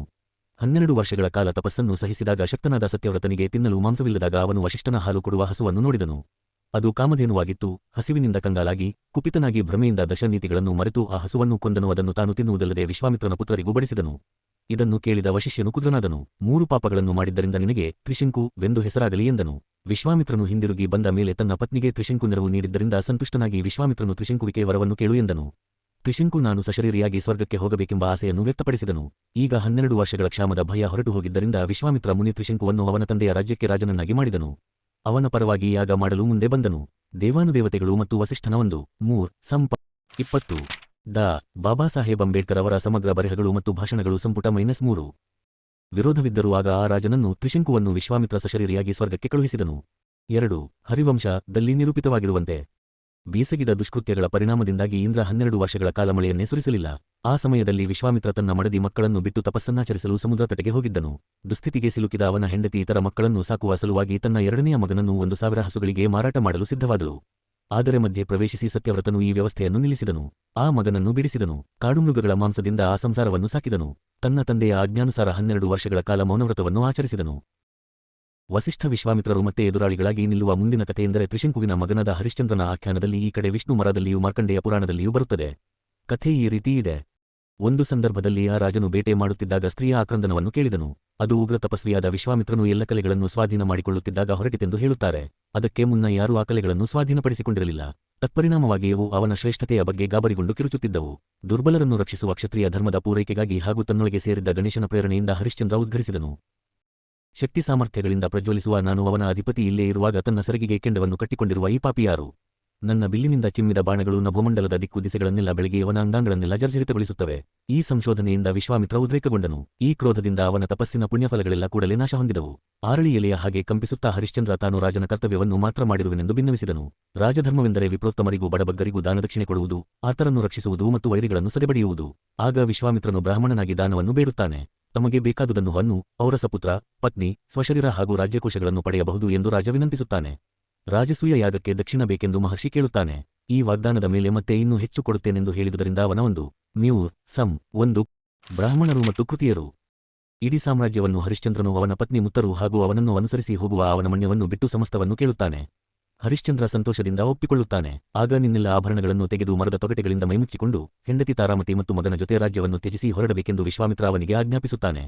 ಅವನು ಹೋಗುವಾಗ ಅವನನ್ನು ತಡೆದು ನನ್ನ ರಾಜಸೂಯ ಯಾಗಕ್ಕೆ ಹಣ ಕೊಡುವೆನೆಂದು ಒಪ್ಪಿಕೊಂಡಿದ್ದೆಯಲ್ಲ, ಅದಿನ್ನೂ ಸಂದಾಯವಾಗಿಲ್ಲ, ಕೊಟ್ಟು ನಡೆ ಎಂದು ಆ ಮಹರ್ಷಿ ತಗದೆ ಮಾಡುತ್ತಾನೆ. ಈಗ ನನ್ನ ಹೆಂಡತಿ ಮಕ್ಕಳ ದೇಹಗಳನ್ನು ಬಿಟ್ಟರೆ ನನಗೇನೂ ಉಳಿದಿಲ್ಲ ಎಂದು ರಾಜ ಉತ್ತರಿಸುತ್ತಾನೆ. ಅದು ನನಗೆ ಗೊತ್ತಿಲ್ಲ, ಕೊಟ್ಟು ನಡೆ, ಬ್ರಾಹ್ಮಣರಿಗೆ ಕೊಡುವೆನೆಂದು ಹೇಳಿದ ದಕ್ಷಿಣೆಗಳನ್ನು ಕೊಡದಿದ್ದರೆ ನಿನಗೆ ಏಳಿಗೆಯಿಲ್ಲ ಎಂದು ವಿಶ್ವಾಮಿತ್ರ ಒತ್ತಾಯ ಮಾಡಿದನು. ಶಾಪಕ್ಕೆ ಬೆದರಿದ ಆ ನತದೃಷ್ಟ ರಾಜನು ಇನ್ನು ತಿಂಗಳ ಒಳಗೆ ಋಣ ತೀರಿಸುತ್ತೇನೆಂದು ಹೇಳುತ್ತಾನೆ. ಆಯಾಸ ಬಳಲಿಕೆಗಳಿಗೆ ಅಪರಿಚಿತಳಾದ ಹೆಂಡತಿಯನ್ನು ಕಟ್ಟಿಕೊಂಡು ಅವನ ಪ್ರಜೆಗಳೆಲ್ಲ ಗೋಳುಗರೆಯುತ್ತಿದ್ದಂತೆ ಹರಿಶ್ಚಂದ್ರನು ಪ್ರಯಾಣ ಹೊರಟನು. ರಾಜ್ಯವನ್ನು ತೊರೆದು ಹೋಗುತ್ತಿರುವಿರಲ್ಲ ಎಂದು ಅಕ್ಕರೆಯಿಂದ ಜನರು ಹಲುಬುತ್ತಿದ್ದಾಗ ಅದನ್ನು ಕೇಳಿ ಅವನು ನಿಧಾನಿಸಿದಾಗ ವಿಶ್ವಾಮಿತ್ರನು ಸಿಟ್ಟುಗೊಂಡು ತನ್ನದ 0.0 ಮಹಾರಾಣಿಯನ್ನು ಹೊಡೆದನು. ಅವಳ ಗಂಡ ಆಕೆಯನ್ನು ಕರೆದುಕೊಂಡು ಹೋದನು. ಆಗ ಹರಿಶ್ಚಂದ್ರನು ತನ್ನ ಪತ್ನಿ ಮತ್ತು ಬಾಲಕನಾದ ಮಗನನ್ನು ಕಟ್ಟಿಕೊಂಡು ಕಾಶಿಗೆ ಹೋದನು. ಶಿವನ ವಿಶೇಷ ಕ್ಷೇತ್ರವಾದ ಆ ದಿವ್ಯನಗರಿಯಲ್ಲಿ ಯಾವ ಮರ್ತ್ಯನೂ ಇರಲಾರನೆಂದು ಭಾವಿಸಿದನು. ಯಾಗದ ಹಣವನ್ನು ಅವಧಿ ತೀರುವ ಮುನ್ನವೇ ಕೊಡಬೇಕೆಂದು ಒತ್ತಾಯ ಮಾಡುವುದಕ್ಕಾಗಿ ಕಾಯುತ್ತಿದ್ದ ನಿರ್ದಯಿಯಾದ ವಿಶ್ವಾಮಿತ್ರನನ್ನು ಇಲ್ಲಿ ಕೂಡ ಕಂಡನು. ಇಂಥ ದುರವಸ್ಥೆಯಲ್ಲಿ ತನ್ನನ್ನು ಮಾರಾಟ ಮಾಡಬೇಕೆಂದು ಆ ಮಹಾರಾಣಿ ಆಳುತ್ತಾ ತನ್ನ ಗಂಡನಿಗೆ ಹೇಳಿದಳು. ಈ ಸೂಚನೆಯನ್ನು ಕೇಳಿ ಹರಿಶ್ಚಂದ್ರನು ಮೂರ್ಛೋದನು. ಪ್ರಜ್ಞೆ ಬಂದ ಮೇಲೆ ಗೋಳಾಡಿದನು. ಮತ್ತೆ ಮೂರ್ಛಿ ಹೋದನು. ತನ್ನ ಗಂಡನ ಆ ಸ್ಥಿತಿಯನ್ನು ಕಂಡು ಅವನ ಹೆಂಡತಿ ಕೂಡ ಮೂರ್ಛಾ ಹೋದಳು. ಅವರಿಬ್ಬರೂ ಪ್ರಜ್ಞಾಹೀನ ಸ್ಥಿತಿಯಲ್ಲಿದ್ದಾಗ ಹಸಿದು ಕಂಗಾಲಾಗಿದ್ದ ಅವರ ಮಗು ಸಂಕಟದಿಂದ ನರಳಿತು. ಅಪ್ಪ, ಓ ಅಪ್ಪ, ಹಸಿವು ಅನ್ನ ಬೇಕು. ಅಮ್ಮ, ಓ ಅಮ್ಮ, ಹಸಿವು ಅನ್ನ ಕೊಡು. ಹಸಿವನ್ನು ತಡೆಯಲಾರೆ, ನಾಲಿಗೆ ಒಣಗಿದೆ. ಈ ಸಂದರ್ಭದಲ್ಲಿ ವಿಶ್ವಾಮಿತ್ರ ವಾಪಸ್ಸು ಬಂದು ಹರಿಶ್ಚಂದ್ರನ ಮೇಲೆ ನೀರು ಚಿಮುಕಿಸಿ ಪ್ರಜ್ಞೆ ಬರಿಸಿ ಯಾಗದ ಹಣವನ್ನು ಕೊಡು ಎಂದು ಒತ್ತಾಯಿಸುತ್ತಾನೆ. ರಾಜ ಮತ್ತೆ ಮೂರ್ಛಾ ಹೋಗುತ್ತಾನೆ. ಮತ್ತೆ ಪ್ರಜ್ಞೆ ಬರುತ್ತದೆ. ಸೂರ್ಯಾಸ್ತದೊಳಗೆ ವಾಗ್ದಾನ ನೆರವೇರದಿದ್ದರೆ ಶಪಿಸುತ್ತೇನೆಂದು ಮಹರ್ಷಿ ಹೆದರಿಸುತ್ತಾನೆ. ಈಗ ತನ್ನ ಹೆಂಡತಿಯ ಒತ್ತಾಯದಿಂದಾಗಿ ಅವಳನ್ನು ಮಾರಾಟ ಮಾಡಲು ಸಮ್ಮತಿಸಿ, ಅಂತಹ ಕೆಟ್ಟ ಮಾತನ್ನು ನನ್ನ ನಾಲಿಗೆ ಆಡುವುದಾದರೆ ಎಂಥ ದುರಾತ್ಮನೂ ಇದನ್ನು ಮಾಡದಿರಲಿ ಎಂದು ಹೇಳಿದನು. ಆಗ ಅವನು ನಗರಕ್ಕೆ ಹೋಗಿ ಆತ್ಮದೂಷಣೆಯ ಭಾಷೆಯಲ್ಲಿ ತನ್ನ ಹೆಂಡತಿಯನ್ನು ಗುಲಾಮಳಂತೆ ಮಾರಲು ಮುಂದಾಗುತ್ತಾನೆ. ತನ್ನ 422 ಡಾ. ಬಾಬಾ ಸಾಹೇಬ್ ಅಂಬೇಡ್ಕರ್ ಅವರ ಸಮಗ್ರ ಬರೆಹಗಳು ಮತ್ತು ಭಾಷಣಗಳು ಸಂಪುಟ -3. ಮನೆಗೆಲಸ ಮಾಡುವುದಕ್ಕಾಗಿ ಅವಳಿಗೆ ಅನುರೂಪವಾದ ಬೆಲೆಯನ್ನು ಕೊಟ್ಟು ಅವಳನ್ನು ಕೊಂಡುಕೊಳ್ಳಲು ಒಬ್ಬ ಶ್ರೀಮಂತ ಮುದಿ ಬ್ರಾಹ್ಮಣ ಮುಂದೆ ಬರುತ್ತಾನೆ. ತನ್ನ ತಾಯಿಯನ್ನು ಎಳೆದುಕೊಂಡು ಹೋಗುತ್ತಿರುವುದನ್ನು ನೋಡಿ ಆ ಮಗು ಕಣ್ಣಿನಲ್ಲಿ ನೀರು ತುಂಬಿಕೊಂಡು ಅಮ್ಮ ಅಮ್ಮ ಎಂದು ಅವಳ ಹಿಂದೆ ಓಡಿತು. ಅದು ಹತ್ತಿರ ಹೋದಾಗ ಆ ಬ್ರಾಹ್ಮಣ ಯಜಮಾನ ಅದನ್ನು ಒದ್ದನು. ಆದರೆ ಅದು ಅಮ್ಮ ಅಮ್ಮ ಎಂದು ಕಿರುಚುತ್ತಾ ತನ್ನ ತಾಯಿಯನ್ನು ಮುಂದೆ ಎಳೆದೊಯ್ಯಲು ಬಿಡಲಿಲ್ಲ. ಆಗ ಮಹಾರಾಣಿಯು ಆ ಬ್ರಾಹ್ಮಣನಿಗೆ ಹೇಳಿದಳು, ದಯಮಾಡಿ ಕೃಪೆದೋರು ನನ್ನ ದಣಿ, ನನ್ನ ಮಗನ ಮೇಲೂ ಕೃಪೆದೋರು. ಅವನಿಲ್ಲದಿದ್ದರೆ ನನ್ನನ್ನು ನೀನು ಕೊಂಡುಕೊಂಡು ಪ್ರಯೋಜನವಿಲ್ಲ. ನನ್ನ ಹೀನ ಸ್ಥಿತಿಯಲ್ಲಿ ದಯವಿಟ್ಟು ನನಗೆ ಇಷ್ಟನ್ನು ಅನುಗ್ರಹಿಸು. ಹಸುವಿನ ಜೊತೆ ಕರು ಸೇರುವಂತೆ ನನ್ನ ಮಗ ನನ್ನನ್ನು ಸೇರಿಕೊಳ್ಳಿ. ಬ್ರಾಹ್ಮಣ ಒಪ್ಪಿಕೊಂಡು, ಈ ಹಣವನ್ನು ತೆಗೆದುಕೋ, ಈ ಹುಡುಗನನ್ನು ಕೊಡು ಎಂದುಕೊಳ್ಳುತ್ತಾನೆ. ತಾನು ಕೊಂಡುಕೊಂಡ ಮಾಲುಗಳ ಸಮೇತ ಆ ಬ್ರಾಹ್ಮಣನು ಹೊರಟು ಹೋದ ಮೇಲೆ ವಿಶ್ವಾಮಿತ್ರ ಮತ್ತೆ ಕಾಣಿಸಿಕೊಂಡು ತನ್ನ ಹಣಕ್ಕಾಗಿ ಒತ್ತಾಯ ಮಾಡಿದನು. ತನ್ನ ಪತ್ನಿ ಪುತ್ರರ ಮಾರಾಟದಿಂದ ಬಂದ ಅಲ್ಪ ಮೊತ್ತವನ್ನು ಕೊಡಲು ಆ ದುಃಖತಪ್ತ ಹರಿಶ್ಚಂದ್ರನು ಹೋದಾಗ ವಿಶ್ವಾಮಿತ್ರ ಸಿಟ್ಟಿನಿಂದ ಹೇಳುತ್ತಾನೆ, ಎಲೈ ನೀಚ ಕ್ಷತ್ರಿಯನೇ, ನನ್ನ ಯೋಗ್ಯತೆಗೆ ಇದು ತಕ್ಕ ಯಾಗ ದಕ್ಷಿಣೆಯೆಂದು ನೀನು ಭಾವಿಸಿದರೆ ನೀನು ಬಹುಬೇಗನೆ ನನ್ನ ಉತ್ಕಟವೂ ಕಠಿಣತರವೂ ತೀವ್ರವಾದುದು ಆದ ಅತೀಂದ್ರಿಯ ಶಕ್ತಿಯ ಭಯಂಕರವಾದ ಹಾಗೂ ಬೃಹತ್ ಗಾಂಭೀರ್ಯದಿಂದ ಕೂಡಿದ ಕುಂದಿಲ್ಲದ ನನ್ನ ಬ್ರಾಹ್ಮಣ್ಯದ ಹಾಗೂ ನನ್ನ ವೇದಾಧ್ಯಯನದ ಪರಿಣಾಮವನ್ನು ಕಾಣಲಿದ್ದೀಯೆ. ಹರಿಶ್ಚಂದ್ರ ಇನ್ನಷ್ಟು ಕಾಣಿಕೆಯನ್ನು ಸಲ್ಲಿಸುವುದಾಗಿ ಭರವಸೆ ನೀಡುತ್ತಾನೆ. ಅದನ್ನು ಪೂರೈಸುವ ಸಲುವಾಗಿ ವಿಶ್ವಾಮಿತ್ರನು ದಿನದ ಉಳಿದ ಒಂದು ಯಾಮದ ಅವಧಿಯನ್ನು ಕೊಡುತ್ತಾನೆ. ಈ ಕ್ರೂರ ಬೇಡಿಕೆಯನ್ನು ಈಡೇರಿಸುವ ಕ್ರಮವಾಗಿ ತನ್ನನ್ನೇ ಮಾರಾಟಕ್ಕೆ ಒಡ್ಡಿಕೊಂಡ ಆ ತಲ್ಲಣಗೊಂಡಿದ್ದ ಹಾಗೂ ನೊಂದಿದ್ದ ರಾಜಕುಮಾರನನ್ನು ಕಂಡು ಧರ್ಮದೇವತೆ ಭೀಕರಾಕೃತಿಯ ಹಾಗೂ ಆಕ್ರಮಣಶೀಲ ಮನೋಧರ್ಮದ ಚಂಡಾಲನ ರೂಪದಲ್ಲಿ ಕಾಣಿಸಿಕೊಂಡು ಅವನು ಹೇಳಿದ ಹಿರಿದಾದ ಅಥವಾ ಕಡಿಮೆಯಾದ ಬೆಲೆಗೆ ಅವನನ್ನು ಕೊಂಡುಕೊಳ್ಳಲು ಒಪ್ಪುತ್ತಾನೆ. ಹೀನಾವಸ್ಥೆಯ ಗುಲಾಮಗಿರಿಯನ್ನು ಹರಿಶ್ಚಂದ್ರ ತಿರಸ್ಕರಿಸುತ್ತಾನೆ. ಇಂತಹ ದುರ್ವಿಧಿಗೆ ವಶವಾಗುವುದಕ್ಕಿಂತ ತನ್ನ ಪೀಡಕನ ಶಾಪಾಗ್ನಿಗೆ ತುತ್ತಾಗುವುದು ಒಳಿತೆಂದು ಘೋಷಿಸುತ್ತಾನೆ. ಈ ಚಂಡಾಲ ಕೊಡುವ ದೊಡ್ಡ ಮೊತ್ತವನ್ನು ಏಕೆ ಸ್ವೀಕರಿಸುವುದಿಲ್ಲ ಎಂದು ವಿಶ್ವಾಮಿತ್ರ ಮತ್ತೆ ಬಂದು ಪ್ರಶ್ನಿಸುತ್ತಾನೆ. ತಾನು ಸೂರವಂಶಕ್ಕೆ ಸೇರಿದವನೆಂದು ಹರಿಶ್ಚಂದ್ರ ಹೇಳಿದಾಗ ನನ್ನ ಹಣವನ್ನು ಕೊಡದಿದ್ದರೆ ನಿನಗೆ ಶಾಪ ಕೊಡುತ್ತೇನೆಂದು ವಿಶ್ವಾಮಿತ್ರ ಗದರಿಸಿದನು. ಇಂತಹ ಅಧೋಗತಿಗೆ ಇಳಿಯುವುದಕ್ಕಿಂತ ತನ್ನ ಋಣದ ಉಳಿದ ಭಾಗಕ್ಕೆ ವಿಶ್ವಾಮಿತ್ರನ ಗುಲಾಮನಾಗಲು ಸಿದ್ಧ ಎಂದು ಹೇಳಿದನು. ಆಗ ಆ ಮಹರ್ಷಿ, ನೀನು ನನ್ನ ಗುಲಾಮನಾದರೆ ನಿನ್ನನ್ನು ಈ ಚಂಡಾಲನಿಗೆ 100 ದಶಲಕ್ಷ ವರಹಗಳಿಗೆ ಮಾರಾಟ ಮಾಡುತ್ತೇನೆ ಎಂದನು. ಬ್ರಾಹ್ಮಣರು ಮತ್ತು ಕೃತಿಯರು. ಚಂಡಾಲ ಸಂತುಷ್ಟನಾಗಿ ಹಣತೆತ್ತು ದಿಗ್ವಾಂತನೂ ದುಃಖಪೀಡಿತನೂ ಆದ ಹರಿಶ್ಚಂದ್ರನನ್ನು ತನ್ನ ಸ್ಥಳಕ್ಕೆ ಕಟ್ಟಿ ಹೊಡೆದುಕೊಂಡು ಹೋದನು. ಸ್ಮಶಾನದಲ್ಲಿ ಶವವಸ್ತ್ರಗಳನ್ನು ಅಪಹರಿಸಲು ಹರಿಶ್ಚಂದ್ರನನ್ನು ಚಂಡಾಲ ಕಳುಹಿಸುತ್ತಾನೆ. ಅಲ್ಲಿ ಬರುವ ಹಣದಲ್ಲಿ 2 ಭಾಗವನ್ನು ತನ್ನ ದಣಿಗೂ 1 ಭಾಗವನ್ನು ರಾಜನಿಗೂ ಸಲ್ಲಿಸಬೇಕೆಂದು ತಾಕೀತು ಮಾಡನಿಗೂ 1 ಭಾಗವನ್ನು ರಾಜನಿಗೂ ಸಲ್ಲಿಸಬೇಕೆಂದು ತಾಕೀತು ಮಾಡುತ್ತಾನೆ. ಈ ಭಯಂಕರ ಸ್ಥಳದಲ್ಲಿ ಈ ಅವಮಾನಕರ ವೃತ್ತಿಯಲ್ಲಿ 12 ತಿಂಗಳುಗಳನ್ನು 100 ವರ್ಷಗಳೋಪಾದಿಯಲ್ಲಿ ತನ್ನ ಅಪಾರ ಕಷ್ಟದಲ್ಲಿ ಕಳೆದನು. ಆಗ ಅವನು ನಿದ್ರೆ ಹೋಗುತ್ತಾನೆ. ಕಳೆದ ಕಾಲದ ಜೀವನ ಕನಸಿನ ಮಾಲೆಯಾಗಿ ಅವನಿಗೆ ಕಾಣಿಸಿಕೊಳ್ಳುತ್ತದೆ. ಅವನು ಎಚ್ಚೆತ್ತಾಗ ಅವನ ಹೆಂಡತಿ ಹಾವು ಕಚ್ಚಿ ಸತ್ತು ಹೋಗಿದ್ದ ತಮ್ಮ ಮಗನನ್ನು ಸಂಸ್ಕಾರ ಮಾಡಲು ಸ್ಮಶಾನಕ್ಕೆ ಬರುತ್ತಾಳೆ. ಮೊದಮೊದಲು ಗಂಡಹೆಂಡರಿಗೆ ತಮ್ಮ ಸಂಕಷ್ಟಗಳಿಂದ ಉಂಟಾದ ಬದಲಾವಣೆಯಿಂದಾಗಿ ಪರಸ್ಪರ ಗುರುತು ಹಚ್ಚಲು ಆಗುವುದಿಲ್ಲ. ಆದರೆ ಅವಳ ಗೋಳಾಟದ ದನಿಯಿಂದಾಗಿ ಅದು ನನ್ನ ಹೆಂಡತಿ ಇರಬೇಕೆಂದು ಹರಿಶ್ಚಂದ್ರ ಬೇಗ ಗುರುತು ಹಿಡಿಯುತ್ತಾನೆ. ತಕ್ಷಣ ಮೂರ್ಛ ಬೀಳುತ್ತಾನೆ. ತನ್ನ ಪತಿಯನ್ನು ಗುರುತು ಹಚ್ಚಿದ ಆ ಸತಿಯು ಮೂರ್ಛಿತಳಾಗುತ್ತಾಳೆ. ಪ್ರಜ್ಞೆ ಬಂದಾಗ ಇಬ್ಬರೂ ಗೋಳಾಡುತ್ತಾರೆ. ತನ್ನ ಮಗನನ್ನು ಕಳೆದುಕೊಂಡೆ ಎಂದು ತಂದೆ ಅಳುವುದು ಹೃದಯ ವಿದ್ರಾವಕವಾಗಿದೆ. ರಾಜನ ಅಧೋಗತಿಗೆ ಸತಿ ಏಳುವುದು ಮನಕರಗುವಂತಿದೆ. ಆಗ ಆಕೆ ಅವನನ್ನು ಅಪ್ಪಿಕೊಂಡು ಇದು ಕನಸೆ ನನಸೆ ಎಂದು ದಿಗ್ಧಾಂತಳಾಗಿ ಕೇಳುತ್ತಾಳೆ. ಇದು ನಿಜವಾದ ಧರ್ಮ ಮಾಡುವುದರಿಂದ ಏನೂ ಪ್ರಯೋಜನವಿಲ್ಲ ಎಂದು ಹೇಳುತ್ತಾಳೆ. ತನ್ನ ದಣಿಯ ಅಪ್ಪಣೆಯಿಲ್ಲದೆ ತನ್ನ ಮಗನ ಶವ ಸಂಸ್ಕಾರಕ್ಕೆ ಅನುಮತಿ ನೀಡಲು ಹಿಂದುಮುಂದು ನೋಡುವ ಹರಿಶ್ಚಂದ್ರ ಕೊನೆಗೆ ಈ ರೀತಿ ನಿರ್ಧರಿಸುತ್ತಾನೆ. ನಾನು ದಾನಧರ್ಮ ಮಾಡಿದ್ದೆ. ನನ್ನ ಧರ್ಮಗುರುಗಳನ್ನು ಯಜ್ಞಯಾಗಗಳಿಂದ ಸಂತೃಪ್ತಗೊಳಿಸಿದ್ದರೆ ನಾನು ನನ್ನ ಪತ್ನಿಪುತ್ರರ ಜೊತೆ ಬೇರೊಂದು ಲೋಕದಲ್ಲಿ ಒಂದುಗೂಡುವಂತಾಗಲಿ. ಅದೇ ರೀತಿಯಲ್ಲಿ ಮಹಾರಾಣಿಯು ಸಾಯಲು ನಿರ್ಧರಿಸುತ್ತಾಳೆ. ತನ್ನ ಪುತ್ರನನ್ನು ಚಿತೆಯ ಮೇಲಿಟ್ಟು ಪರಮದೈವವಾದ ಶ್ರೀಮನ್ನಾರಾಯಣ ಕೃಷ್ಣನನ್ನು ಧ್ಯಾನಿಸುವಾಗ ಧರ್ಮನ ನೇತೃತ್ವದಲ್ಲಿ ವಿಶ್ವಾಮಿತ್ರನ ಜೊತೆ ಎಲ್ಲ ದೇವತೆಗಳು ಆಗಮಿಸುತ್ತಾರೆ. ನಿನ್ನ ಧೈರ್ಯದಿಂದ ವಿಮುಖನಾಗಿ ಎಂದು ಧರ್ಮ ಮಹಾರಾಜನನ್ನು ಕೋರಿಕೊಳ್ಳುತ್ತಾನೆ. ನಿಮ್ಮ ಪುಣ್ಯಕಾರಗಳಿಂದ ನೀನು ನಿನ್ನ ಹೆಂಡತಿ ಮತ್ತು ತಮ್ಮ ಮಗ ಸ್ವರ್ಗವನ್ನು ಗೆದ್ದಿದ್ದೀರಿ ಎಂದು ಇಂದ್ರ ಘೋಷಿಸುತ್ತಾನೆ. ಆ ದೇವತೆಗಳಿಂದ ಅಮೃತ ಮತ್ತು ಪುಷ್ಪಗಳ ವೃಷ್ಟಿಯಾಗುತ್ತದೆ. ಆ ಮಹಾರಾಜನ ಮಗ ಜೀವಂತನಾಗಿ ಯೌವನಾವಸ್ಥನಾಗುತ್ತಾನೆ. ದಿವ್ಯಾಂಬರಗಳನ್ನು ತೊಟ್ಟ ಆ ರಾಜರಾಣಿಯರು ತಮ್ಮ ಮತನನ್ನು ಆಲಿಂಗಿಸಿಕೊಳ್ಳುತ್ತಾರೆ. ಆದರೂ ತನ್ನ ಯಜಮಾನನಾದ ಚಂಡಾಲನ ಅನುಮತಿ ಇಲ್ಲದೆ ಹಾಗೂ ಅವನಿಗೆ ಕೊಡಬೇಕಾದ ಜೀವ ವಿಮುಕ್ತಿ ಹಣವನ್ನು ಕೊಡದೆ ತಾನು ಸ್ವರ್ಗಕ್ಕೆ ಬರಲಾರೆನೆಂದು ಹರಿಶ್ಚಂದ್ರ ಉದ್ಯೋಷಿಸುತ್ತಾನೆ. ಚಂಡಾಲನ ವೇಷದಲ್ಲಿ ಬಂದಿದ್ದವನು ತಾನೇ ಎಂದು ಧರ್ಮನು ರಾಜನಿಗೆ ತನ್ನ ನಿಜರೂಪವನ್ನು ತೋರಿಸುತ್ತಾನೆ. ತನ್ನ ಪುಣ್ಯದ ಪಾಲುದಾರರಾದ ನಿಷ್ಠಾವಂತ ಪ್ರಜೆಗಳಿಗೆ ಕೊನೆಪಕ್ಷ ಒಂದು ದಿನವಾದರೂ ತನ್ನೊಂದಿಗೆ ಸ್ವರ್ಗಾರೋಹಣ ಮಾಡಲು ಡಾ ಬಾಬಾ ಸಾಹೇಬ್ ಅಂಬೇಡ್ಕರ್ ಅವರ ಸಮಗ್ರ ಬರೆಹಗಳು ಮತ್ತು ಭಾಷಣಗಳು ಸಂಪುಟ -3 ಅವಕಾಶ ಕೊಡಬೇಕೆಂದು ಆಮೇಲೆ ರಾಜ ಕೇಳುತ್ತಾನೆ. ಇಂದ್ರನು ತಥಾಸ್ತು ಎನ್ನುತ್ತಾನೆ. ರಾಜನ ಮಗನಾದ ಲೋಹಿತಾಶ್ವನನ್ನು ತನ್ನ ಉತ್ತರಾಧಿಕಾರಿಯಾಗಿ ವಿಶ್ವಾಮಿತ್ರನು ಪಟ್ಟಾಭಿಷೇಕ ಮಾಡಿದ ಮೇಲೆ ಹರಿಶ್ಚಂದ್ರ ಅವನ ಗೆಳೆಯರು ಮತ್ತು ಅನುಯಾಯಿಗಳೆಲ್ಲರೂ ಕೂಡಿ ಸ್ವರ್ಗಕ್ಕೆ ಹೋಗುತ್ತಾರೆ. ಇದೆಲ್ಲ ಸಾಂಗವಾಗಿ ನೆರವೇರಿದ ಮೇಲೆ 12 ವರ್ಷಗಳ ಕಾಲ ಗಂಗೆಯಲ್ಲಿ ಜಲವಾಸವನ್ನು ಮುಗಿಸಿ ದೇವಾನುದೇವತೆಗಳಲ್ಲಿ ಬ್ರಾಹ್ಮಣರಲ್ಲಿ ಭಕ್ತಿಯುಳ್ಳವನು ಸದ್ಗುಣ ಸಂಪನ್ನನೂ ಆದ ಹರಿಶ್ಚಂದ್ರನಿಗೆ ಕುಲಮರೋಹಿತನಾದ ವಸಿಷ್ಠನು ಬಂದಾಗ ನಡೆದುದೆಲ್ಲವನ್ನು ಕೇಳಿ ಅಂಥ ಉತ್ತಮೋತ್ತಮ ಚಕ್ರವರ್ತಿಗೆ ವಿಧಿಸಿದ ಕಡುಕಷ್ಟಗಳನ್ನು ತಿಳಿದು ತನ್ನ 100 ಜನ ಪುತ್ರರು ವಿಶ್ವಾಮಿತ್ರನಿಂದ ವಧೆಯಾದಾಗಲೂ ಕೂಡ ಆಗದಿದ್ದಷ್ಟು ಕ್ರೋಧೋನ್ನತನಾಗಿ ವಿಶ್ವಾಮಿತ್ರನನ್ನು ಕೊಕ್ಕರೆಯಾಗೆಂದು ಈ ಮುಂದಿನ ಮಾತುಗಳಿಂದ ಶಪಿಸುತ್ತಾನೆ. ಎಲೈ ದುಷ್ಟನೆ, ಬ್ರಾಹ್ಮಣರ ವೈರಿಯೇ, ನನ್ನಿಂದ ಶಾಪಗ್ರಸ್ತನಾಗಿ ಜ್ಞಾನಿಗಳ ಸಮುದಾಯದಿಂದ ಬಹಿಷ್ಕೃತನಾಗಿ ವಿವೇಕೀನನಾಗಿ ನೀನು ಬಕಪಕ್ಷಿಯಾಗು. ವಿಶ್ವಾಮಿತ್ರನು ಪ್ರತಿಶಾಪ ಕೊಟ್ಟು ವಸಿಷ್ಠನನ್ನು ಆರಿ ಎಂಬ ಪಕ್ಷಿ ಜಾತಿಗೆ ರೂಪಾಂತರಿಸುತ್ತಾನೆ. ಆರಿಪಕ್ಷಿ 2000 ಯೋಜನೆಗಳ 18,000 ಮೈಲಿಗಳು ಎತ್ತರದಲ್ಲಿಯೂ ಬಕಪಕ್ಷಿಯು 3090 ಯೋಜನೆಗಳ ಭಾರೀ ಎತ್ತರದಲ್ಲಿಯೂ ನಿಂತು ತಮ್ಮ ಹೊಸರೂಪಗಳಲ್ಲಿ ಪ್ರಚಂಡ ರಭಸದಿಂದ ಹೋರಾಡಿದವು. ಮೊದಲು ಅವು ತಮ್ಮ ರೆಕ್ಕೆಗಳಿಂದ ಬಡಿದಾಡಿದವು. ಆಮೇಲೆ ಇದೇ ರೀತಿಯಲ್ಲಿ ಬಕನು ತನ್ನ ಎದುರಾಳಿಯನ್ನು ಹೊಡೆದರೆ ಅರಿಯು ತನ್ನ ನಖಗಳಿಂದ ಅದನ್ನು ಹೊಡೆದನು. ಅವುಗಳ ರೆಕ್ಕೆ ಬಡಿತದಿಂದುಂಟಾದ ದೊಡ್ಡ ಬಿರುಗಾಳಿಗಳಿಂದ ಉರುಳಿದ ಪರ್ವತಗಳು ಇಡೀ ಭೂಮಂಡಲವನ್ನು ಅಲುಗಾಡಿಸುತ್ತವೆ. ಸಾಗರದ ನೀರು ಉಕ್ಕುತ್ತದೆ, ಭೂಮಿ ಪಾತಾಳದ ಕಡೆಗೆ ತೂರಿಹೋಗುತ್ತದೆ. ಈ ನಾನಾ ಅಲ್ಲೋಲಕಲ್ಲೋಲಗಳಿಂದ ಅನೇಕ ಜೀವರಾಶಿಗಳು ನಾಶವಾದವು. ಈ ಭಯಂಕರ ಅವ್ಯವಸ್ಥೆಯಿಂದ ಸೆಳೆಯಲ್ಪಟ್ಟ ದೇವಾನುದೇವತೆಗಳ ಜೊತೆಯಲ್ಲಿ ಬ್ರಹ್ಮನೇ ಬಂದು ಕದನವನ್ನು ನಿಲ್ಲಿಸುವಂತೆ ಅವುಗಳಿಗೆ ಆಜ್ಞಾಪಿಸುತ್ತಾನೆ. ಘೋರ ಭಯಂಕರ ಕೋಪದಲ್ಲಿದ್ದ ಅವು ಈ ಆಜ್ಞೆಯನ್ನು ಕೇಳುವ ಸ್ಥಿತಿಯಲ್ಲಿರಲಿಲ್ಲ. ಆದರೆ ಅವುಗಳನ್ನು ಅವರ ನಿಜರೂಪಕ್ಕೆ ಪರಿವರ್ತಿಸಿ ಆ ಕಾಳಗವನ್ನು ಬ್ರಹ್ಮ ನಿಲ್ಲಿಸಿದನು. ಹಾಗೂ ಅವುಗಳಿಗೆ ಬುದ್ಧಿವಾದ ಹೇಳಿ ಸಮಾಧಾನಪಡಿಸುತ್ತಾನೆ. ಅವರು ಮತ್ತೆ ವಿರೋಧಿಗಳಾಗಿ ಕಾಣಿಸಿಕೊಳ್ಳುವುದು ಅಯೋಧ್ಯೆಯ ಮಹಾರಾಜನಾದ ಅಂಬರೀಷನ ಉಪಾಖ್ಯಾನದಲ್ಲಿ. ಅಂಬರೀಷ ಯಜ್ಞದಲ್ಲಿ ತೊಡಗಿದ್ದಾಗ ಇಂದ್ರ ಯಜ್ಞಪಶುವನ್ನು ಅಪಹರಿಸಿದನೆಂಬ ಕಥೆಯಿದೆ. ರಾಜನ ದುರಾಡಳಿತದ ಸಲುವಾಗಿ ಇಂಥ ಅಪಶಕುನ ನಡೆಯಿತೆಂದು ಅದಕ್ಕೆ ಮಹಾಪರಿಹಾರ ನೀಡಬೇಕೆಂದು ನರಬಲಿಯನ್ನು ಕೊಟ್ಟ ಹೊರತು ಆಗುವುದಿಲ್ಲವೆಂದು ಪುರೋಹಿತ ಹೇಳಿದನು. ದೀರ್ಘ ಹುಡುಕಾಟದ ನಂತರ ಮಹಾರಾಜ ಅಂಬರೀಷನು ಭೈಗುವಿನ ವಂಶಸ್ಥನಾದ ಬ್ರಹ್ಮರ್ಷಿ ರುಚಿಕನನ್ನು ಕಂಡು ಯಜ್ಞಪಶುವಾದ ಅವನ ಒಬ್ಬ 1 ಪುಟಗಳು 405 407 ಬ್ರಾಹ್ಮಣರು ಮತ್ತು ಶ್ರುತಿಯದು. ಮಗನನ್ನು ತಾನು ಮಾರುವುದಿಲ್ಲವೆಂದು ತಂದೆಯು, ಕಿರಿಯ ಮಗನನ್ನು ವಿಕ್ರಯಿಸುವುದಿಲ್ಲವೆಂದು ತಾಯಿಯು ಹೇಳಿದರು. ಇವರು ಸಾಮಾನ್ಯವಾಗಿ ಅವನ ಮಾತಾಪಿತೃಗಳಿಗೆ ಪ್ರಿಯರಾದವರೆಂದು ಆಕೆ ಹೇಳಿದಳು. ಎರಡನೆಯ ಮಗನಾದ ಶುನಶ್ವೇಪನು ತಾನು ತನ್ನ ತಾಯಿತಂದೆಗಳಿಗೆ ಬೇಡವಾದವನೆಂದು ತನ್ನನ್ನು ಕೊಂಡುಕೊಂಡು ಹೋಗಬಹುದೆಂದು ಹೇಳಿದನು. 100,000 ಗೋವುಗಳನ್ನು, 10 ದಶಲಕ್ಷ ಚಿನ್ನದ ನಾಣ್ಯಗಳನ್ನು, ಆಭರಣಗಳ ರಾಶಿಯನ್ನು ತೆತ್ತು ಶುನಶ್ವೇಪನನ್ನು ಕೊಂಡುಕೊಂಡನು. ಮುಷ್ಕರದ ಮೂಲಕ ಅವರು ಹೋಗುತ್ತಿದ್ದಾಗ ಶುನಕ್ಕೇಪನು ಇತರ ಋಷಿಗಳ ಜೊತೆ ತಪಸ್ಸಿನಲ್ಲಿ ತೊಡಗಿದ್ದ ತನ್ನ ಸೋದರಮಾವ ವಿಶ್ವಾಮಿತ್ರನನ್ನು ಕಂಡು ಅವನ ಮೊರೆ ಹೊಕ್ಕನು. ತನ್ನನ್ನು ಕಾಪಾಡಬೇಕೆಂದು ತನ್ನ ದುಸ್ಥಿತಿಯನ್ನು ಅವನಿಗೆ ಹೇಳಿಕೊಂಡನು. ಅವನನ್ನು ವಿಶ್ವಾಮಿತ್ರ ಸಮಾಧಾನಪಡಿಸಿದನು. ಶುನರೇಶನ ಜಾಗದಲ್ಲಿ ಯಜ್ಞಪಶುಗಳಾಗಿರೆಂದು ತನ್ನ ಮಕ್ಕಳಿಗೆ ಒತ್ತಾಯಪಡಿಸಿದನು. ಈ ಸೂಚನೆಯನ್ನು ಕೇಳಿ ಮಧುಶೃಂಗ ಮುಂತಾದ ಅವನ ಪುತ್ರರು ಅದನ್ನು ತಿರಸ್ಕರಿಸಿ ಈ ರೀತಿ ಗರ್ವದಿಂದ ಗೇಲಿಯಿಂದಲೂ ಹೇಳಿದರು, ನೀನು ನಿನ್ನ ಪುತ್ರರನ್ನು ಬಲಿಕೊಟ್ಟು ಬೇರೆಯವರ ಪುತ್ರನನ್ನು ರಕ್ಷಿಸುತ್ತಿರುವೆಯಲ್ಲ.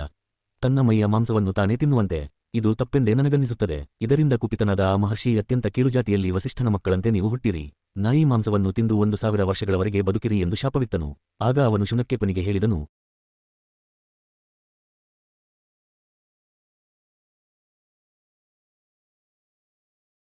ಹೇಳಿದನು, ನಿನ್ನನ್ನು ಪವಿತ್ರ ಪಾಠದಿಂದ ಬಂಧಿಸಿ ವಿಷ್ಣುವಿನ ಈ ಉಪಸ್ತಂಭಕ್ಕೆ ಕಟ್ಟಿದಾಗ ಅಗ್ನಿಯನ್ನು ಕುರಿತು ಈ ದಿವ್ಯ ಮಂತ್ರಗಳನ್ನು ಅಂಬರೀಷನ ಯಜ್ಞಕಾಲದಲ್ಲಿ ಜಪಿಸು. ಆಗ ನಿನಗೆ ನಿನ್ನ ಇಷ್ಟಾರ್ಥ ಸಿದ್ಧಿಸುತ್ತದೆ. 2 ಮಂತ್ರಗಳನ್ನು ಸ್ವೀಕರಿಸಿ ಶುನಪನು ಮಹಾರಾಜನಿಗೆ ನಡೆಹೋಗೋಣ ಎಂದನು. ಕೆಂಪು ವಸ್ತ್ರವನ್ನು ತೊಡಿಸಿ ಅವರನ್ನು ಬಲಿಕೊಡಲು ಸ್ತಂಭಕ್ಕೆ ಕಟ್ಟಿದಾಗ ಅವನು 2 ದೇವತೆಗಳಾದ ಇಂದ್ರ ಮತ್ತು ಅವನ ಸೋದರ ವಿಷ್ಣುವನ್ನು ಆ 2 ಮಂತ್ರ ಗಾಥೆಗಳಿಂದ ಸ್ತುತಿಸಿದನು. ಸಹಸ್ರಾಕ್ಷನಾದ ಇಂದ್ರನು ರಹಸ್ಯ ಮಂತ್ರದಿಂದ ಸುಪ್ರೀತನಾಗಿ ಶುನಶ್ವೇಪನಿಗೆ ದೀರ್ಘಾಯುಷ್ಯವನ್ನು ದಯಪಾಲಿಸಿದನು. ಮಹಾರಾಜ ಕಾಶಪಾದನ ಕಥೆಯಲ್ಲಿ ಈ 2 ವೈರಿಗಳು ಬರುವುದೇ ಕೊನೆಯ ವೃತ್ತಾಂತ. ಈ ಕಥೆ ಮಹಾಭಾರತದ ಆದಿಪರ್ವದಲ್ಲಿ ದಾಖಲಾಗಿದೆ. ನಕ್ಷತ್ರ ಚಿಹ್ನೆ ಕಲಾರಪಾದ ಇಕ್ಷಾಕು ವಂಶಕ್ಕೆ ಸೇರಿದ ಮಹಾರಾಜ ವಿಶ್ವಾಮಿತ್ರ ಅವನ ಅಧಿಕೃತ ಪುರೋಹಿತನಾಗಲು ಇಚ್ಛೆಪಟ್ಟನು. ಆದರೆ ಆ ಮಹಾರಾಜ ವಸಿಷ್ಠನನ್ನು ನೇಮಿಸಿಕೊಂಡನು. ಒಮ್ಮೆ ಆ ರಾಜನು ಬೇಟೆಗೆ ಹೋಗಿ ಅನೇಕ ಮೃಗಗಳನ್ನು ಕೊಂದು ಹಸಿವು ನೀರಡಿಕೆಗಳಿಂದ ತುಂಬ ಬಳಲಿದನು.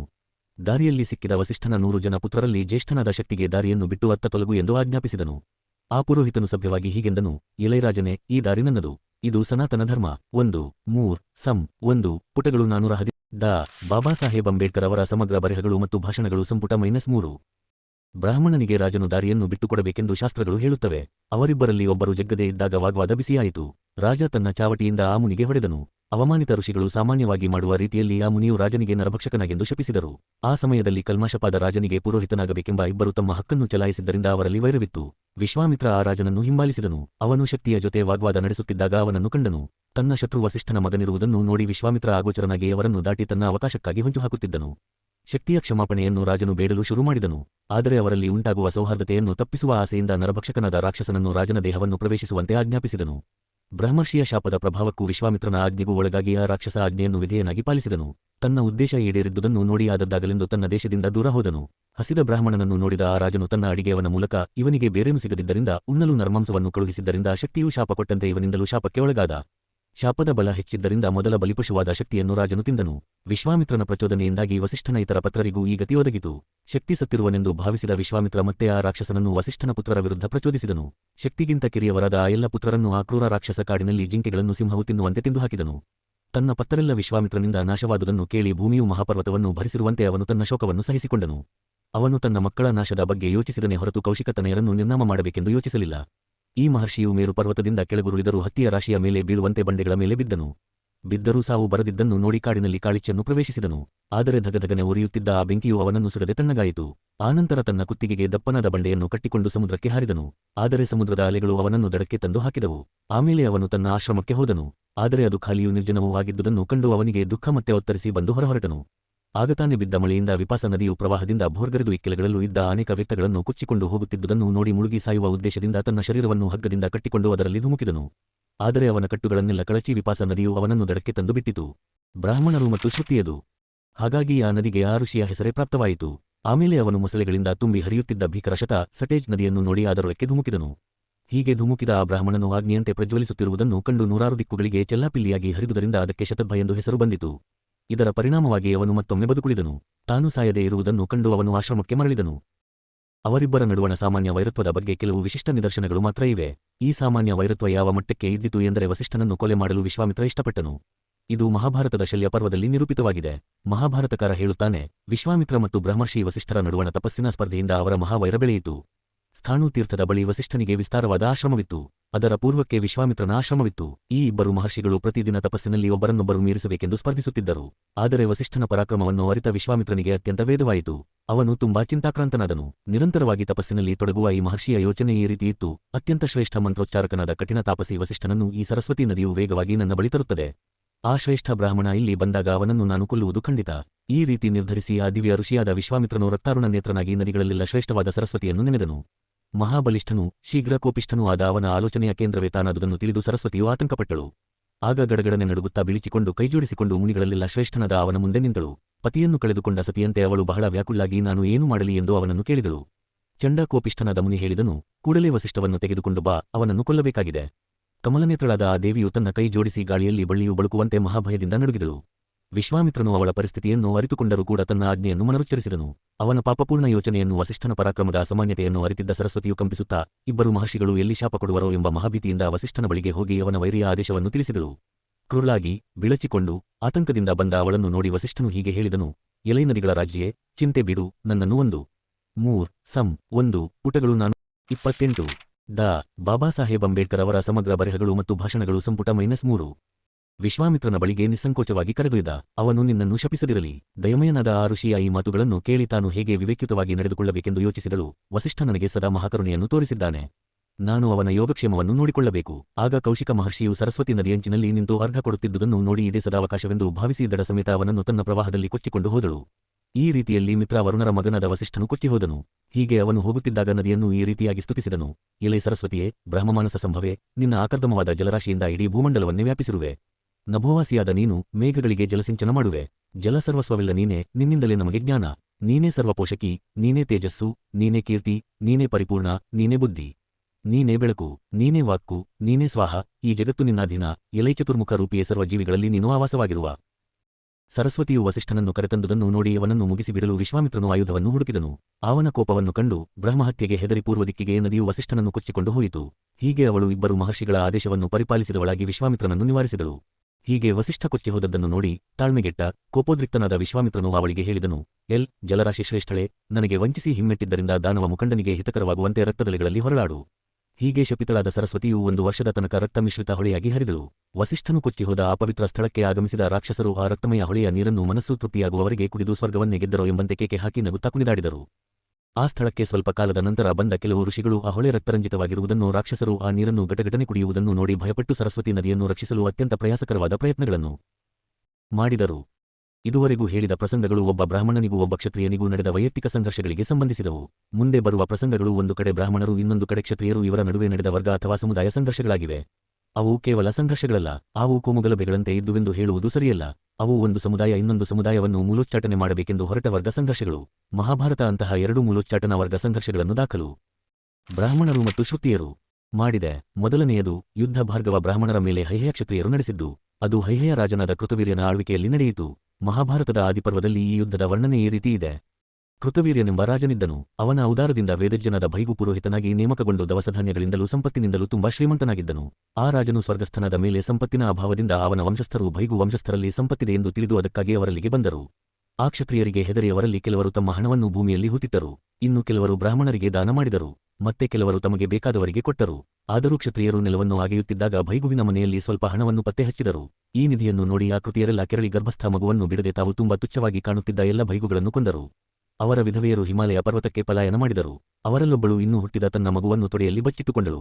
ಬ್ರಾಹ್ಮಣನೊಬ್ಬ ಅದರ ಇರುವಿಕೆಯನ್ನು ತಿಳಿದಿದ್ದರಿಂದ ಆ ಕ್ಷತ್ರಿಯರು ಅದನ್ನು ಕೊಲ್ಲಲು ಹೊರಟರು. ಆದರೆ ತನ್ನ ತಾಯಿಯ ತೊಡೆಯಿಂದ ಚಿಮ್ಮಿದ ಆ ಮಗು ತನ್ನ ತೇಜಸ್ಸಿನಿಂದ ಹಿಂಸಕರನ್ನು ಕುರುಡು ಮಾಡಿತು. ಕೆಲಕಾಲ ಅವರು ಪರ್ವತದ ತಪ್ಪಲುಗಳಲ್ಲಿ ದಿಗ್ಗಾಂತರಾಗಿ ತಡಕಾಡುತ್ತಾ ತಮ್ಮ ದೃಷ್ಟಿಯನ್ನು ಮತ್ತೆ ಕೊಡಬೇಕೆಂದು ಆ ಮಗುವಿನ ತಾಯಿಯನ್ನು ವಿನಯಪೂರ್ವಕವಾಗಿ ಬೇಡಿದರು. ಆದರೆ ತನ್ನ ಬಂಧುಗಳನ್ನು ಹತ್ಯೆ ಮಾಡಿದ ಪ್ರತೀಕಾರಕ್ಕಾಗಿ ನಿಮ್ಮ ದೃಷ್ಟಿಯನ್ನು ಹಾಳು ಮಾಡಿರುವ ಆ ವೇದವೇದಾಂಗ ಪಾರಂಗತನಾದ ನನ್ನ ಅದ್ಭುತ ಕಂದ ಅವ್ರವ ಮಾತ್ರ ನಿಮಗೆ ಮರಳಿ ದೃಷ್ಟಿಯನ್ನು ಕೊಡಬಲ್ಲನು ಎಂದು ಸೂಚಿಸಿದಳು. ಆ ಪ್ರಕಾರವಾಗಿ ಅವರು ಅವನ ಬಳಿ ಹೋದಾಗ ಅವರಿಗೆ ಮರಳಿ ದೃಷ್ಟಿ ದೊರಕಿತು. ಆದರೆ ಭಗುಗಳನ್ನೆಲ್ಲ ವಧಿಸಿದ ಸೇಡಿಗಾಗಿ ಎಲ್ಲ ಜೀವಿಗಳನ್ನು ನಾಶ ಮಾಡಲು ಅವ್ರವ ಯೋಚಿಸಿ ದೇವತೆಗಳು, ಅಸುರರು ಮತ್ತು ಮಾನವರೆಲ್ಲ ಗಾಬರಿಗೊಳ್ಳುವಂಥ ತಪಸ್ಸನ್ನು ಆಚರಿಸಿದನು. ಆದರೆ ಅವನ ಪಿತೃಗಳು ಕಾಣಿಸಿಕೊಂಡು ಕ್ಷತ್ರಿಯರ ಮೇಲೆ ಸೇಡು ತೀರಿಸಿಕೊಳ್ಳುವ ಆಸೆ ತಮಗಿಲ್ಲವೆಂದು ಅವನ ಉದ್ದೇಶವನ್ನು ಬದಲಾಯಿಸಿದರು. ಹಂತಕರಾದ ಕ್ಷತ್ರಿಯರು ನಡೆಸಿದ ನರಹತ್ಯೆಯನ್ನು ಧರ್ಮಿಷ್ಠರಾದ ಭೈಗುಗಳು ಕ್ಷಮಿಸಿದ್ದು ಅವರ ದೌರ್ಬಲ್ಯದಿಂದಲ್ಲ. ನಾವು ಮುದಿತನದಿಂದ ಬಸವಳಿದಿದ್ದಾಗ ಅವರು ನಮ್ಮನ್ನು ಕೊಂದರೆ ಕೊಲ್ಲಲಿ ಎಂದು ಬಯಸಿದೆವು. ಕ್ಷತ್ರಿಯರನ್ನು ಕೆರಳಿಸುವ ಉದ್ದೇಶದಿಂದ ಭೈಗುವಿನ ಮನೆಯಲ್ಲಿ ಯಾರೋ ಹಣವನ್ನು ಬಚ್ಚಿಟ್ಟರು. ಸ್ವರ್ಗದಾಸಿಯಿದ್ದ ನಮಗೆ ಹಣ ಏಕೆ ಬೇಕಿತ್ತು? ತಾವು ಆತ್ಮಹತ್ಯೆಯ ಪಾಪಕ್ಕೆ ಗುರಿಯಾಗಬಾರದೆಂದು ಈ ಯೋಜನೆಯನ್ನು ಹುಡುಕಿದೆವು. ಆದ್ದರಿಂದ ನೀನು ನಿನ್ನ ಕ್ರೋಧವನ್ನು ಬಿಡು, ನೀನು ಮಾಡ ಹೊರಟಿರುವ ಪಾಪದಿಂದ ದೂರವಾಗು ಎಂದು ಅವನಿಗೆ ಹೇಳಿದರು. ಓ ಪುತ್ರನೇ, ಕ್ಷತ್ರಿಯರ ನಾಶ ಬೇಡ ಅಥವಾ 7 ಲೋಕಗಳ ನಾಶವೂ ಬೇಡ. ಹತ್ತಿ ಉರಿಯುವ ನಿನ್ನ ಕೋಪವನ್ನು ಶಮನಗೊಳಿಸು. ಅಲ್ಲದಿದ್ದರೆ ಅದು 920 ಡಾ. ಬಾಬಾ ಸಾಹೇಬ್ ಅಂಬೇಡ್ಕರ್ ಅವರ ಸಮಗ್ರ ಬರೆಹಗಳು ಮತ್ತು ಭಾಷಣಗಳು ಸಂಪುಟ -3 ನಿನ್ನ ತಪಶಕ್ತಿಯನ್ನು ಕ್ಷಯಿಸುತ್ತದೆ. ಆದರೆ ತನ್ನ ಪ್ರತೀಕಾರ ನಿಲ್ಲದೆಂದು ಅವ್ರವ ಉತ್ತರಿಸುತ್ತಾನೆ. ತನ್ನ ಕ್ರೋಧಾಗ್ನಿ ಬೇರೆಯ ವಸ್ತುವನ್ನು ಸುಡದಿದ್ದರೆ ಅದು ತನ್ನನ್ನೇ ಸುಡುತ್ತದೆ ಎಂದು ಹೇಳುತ್ತಾನೆ. ತನ್ನ ಪಿತೃಗಳು ಹೇಳಿದ ಕ್ಷಮಾಪಣೆಯ ವಿರುದ್ಧ ಅವನು ನ್ಯಾಯ, ಔಚಿತ್ಯ ಮತ್ತು ಕರ್ತವ್ಯದ ಆಧಾರದ ಮೇಲೆ ವಾದಿಸುತ್ತಾನೆ. ಆದರೂ ಅವನ ಕೋಪಾಗ್ನಿಯನ್ನು ಸಮುದ್ರಕ್ಕೆ ಎಸೆಯಬೇಕೆಂದು ಅವನ ಪಿತೃಗಳು ಅವನನ್ನು ಒತ್ತಾಯಿಸುತ್ತಾರೆ. ಹಾಗೆ ಎಸೆಯುವುದರಿಂದ ಅದು ಅಲ್ಲೇ ಜಲಶಕ್ತಿಯನ್ನು ಮರ್ದಿಸುತ್ತದೆ ಹಾಗೂ ಈ ರೀತಿಯಾಗಿ ನಿನ್ನ ಸೇಡು ಈಡೇರುತ್ತದೆ. ಎರಡನೆಯ ವರ್ಗ ಸಂಘರ್ಷವೆಂದರೆ ಹೈಹಯ ಕ್ಷತ್ರಿಯರ ಮೇಲೆ ಬ್ರಾಹ್ಮಣರು ಮಾಡಿದ ವರ್ಗ ನಿರ್ಮೂಲನಾ ಯುದ್ಧ. ಈ ಯುದ್ಧದಲ್ಲಿ ಭಾರ್ಗವ ಬ್ರಾಹ್ಮಣರ ನಾಯಕನಾಗಿದ್ದವನು ಪರಶುರಾಮ. ಪರಶುರಾಮನ ಹುಟ್ಟಿನ ಕಥೆಯನ್ನು ವಿಷ್ಣು ಪುರಾಣದಲ್ಲಿ ಈ ರೀತಿಯಾಗಿ ಹೇಳಿದ. ಗು ಎಂಬ ಮುದಿಹಾರವನಿಗೆ ಗಾದಿಯ ಮಗಳಾಗಿದ್ದ ಸತ್ಯವತಿಯನ್ನು ಕೊಟ್ಟು ಲಗ್ನವಾಗಿತ್ತು.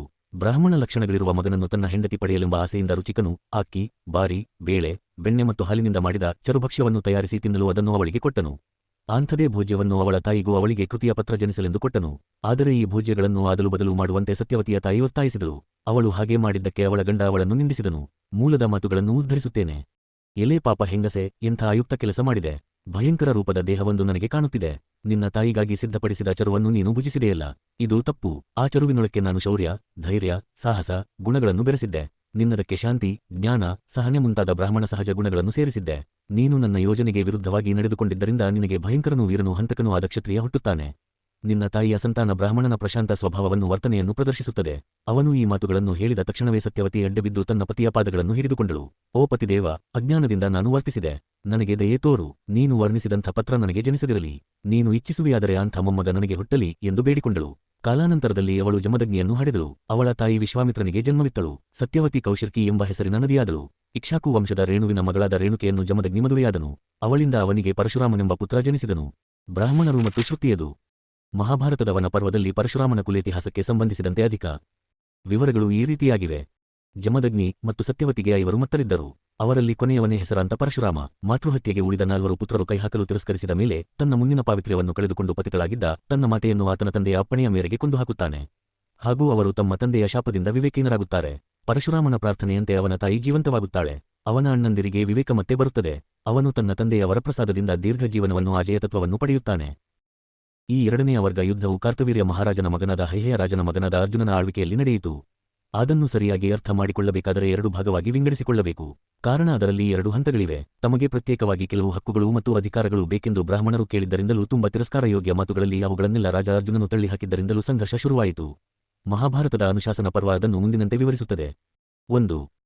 ಪ್ರಜ್ವಲಿಸುವ ಸೂರ್ಯನಂತೆ ಪ್ರಕಾಶಿಸುತ್ತಿದ್ದ ಅವನು ತನ್ನ ರಥವನ್ನು ಹತ್ತಿ, ಸೈನ್ಯದಲ್ಲಿ, ಧೈರ್ಯದಲ್ಲಿ, ಕೀರ್ತಿಯಲ್ಲಿ, ತೌಲ್ಯದಲ್ಲಿ, ಶಕ್ತಿಯಲ್ಲಿ, ಪರಾಕ್ರಮದಲ್ಲಿ ನನಗೆ ಯಾರು ಸಮ ಎಂದು ತನ್ನ ಪರಾಕ್ರಮದ ಮತ್ತಿನಲ್ಲಿ ಉದ್ಧರಿಸಿದನು.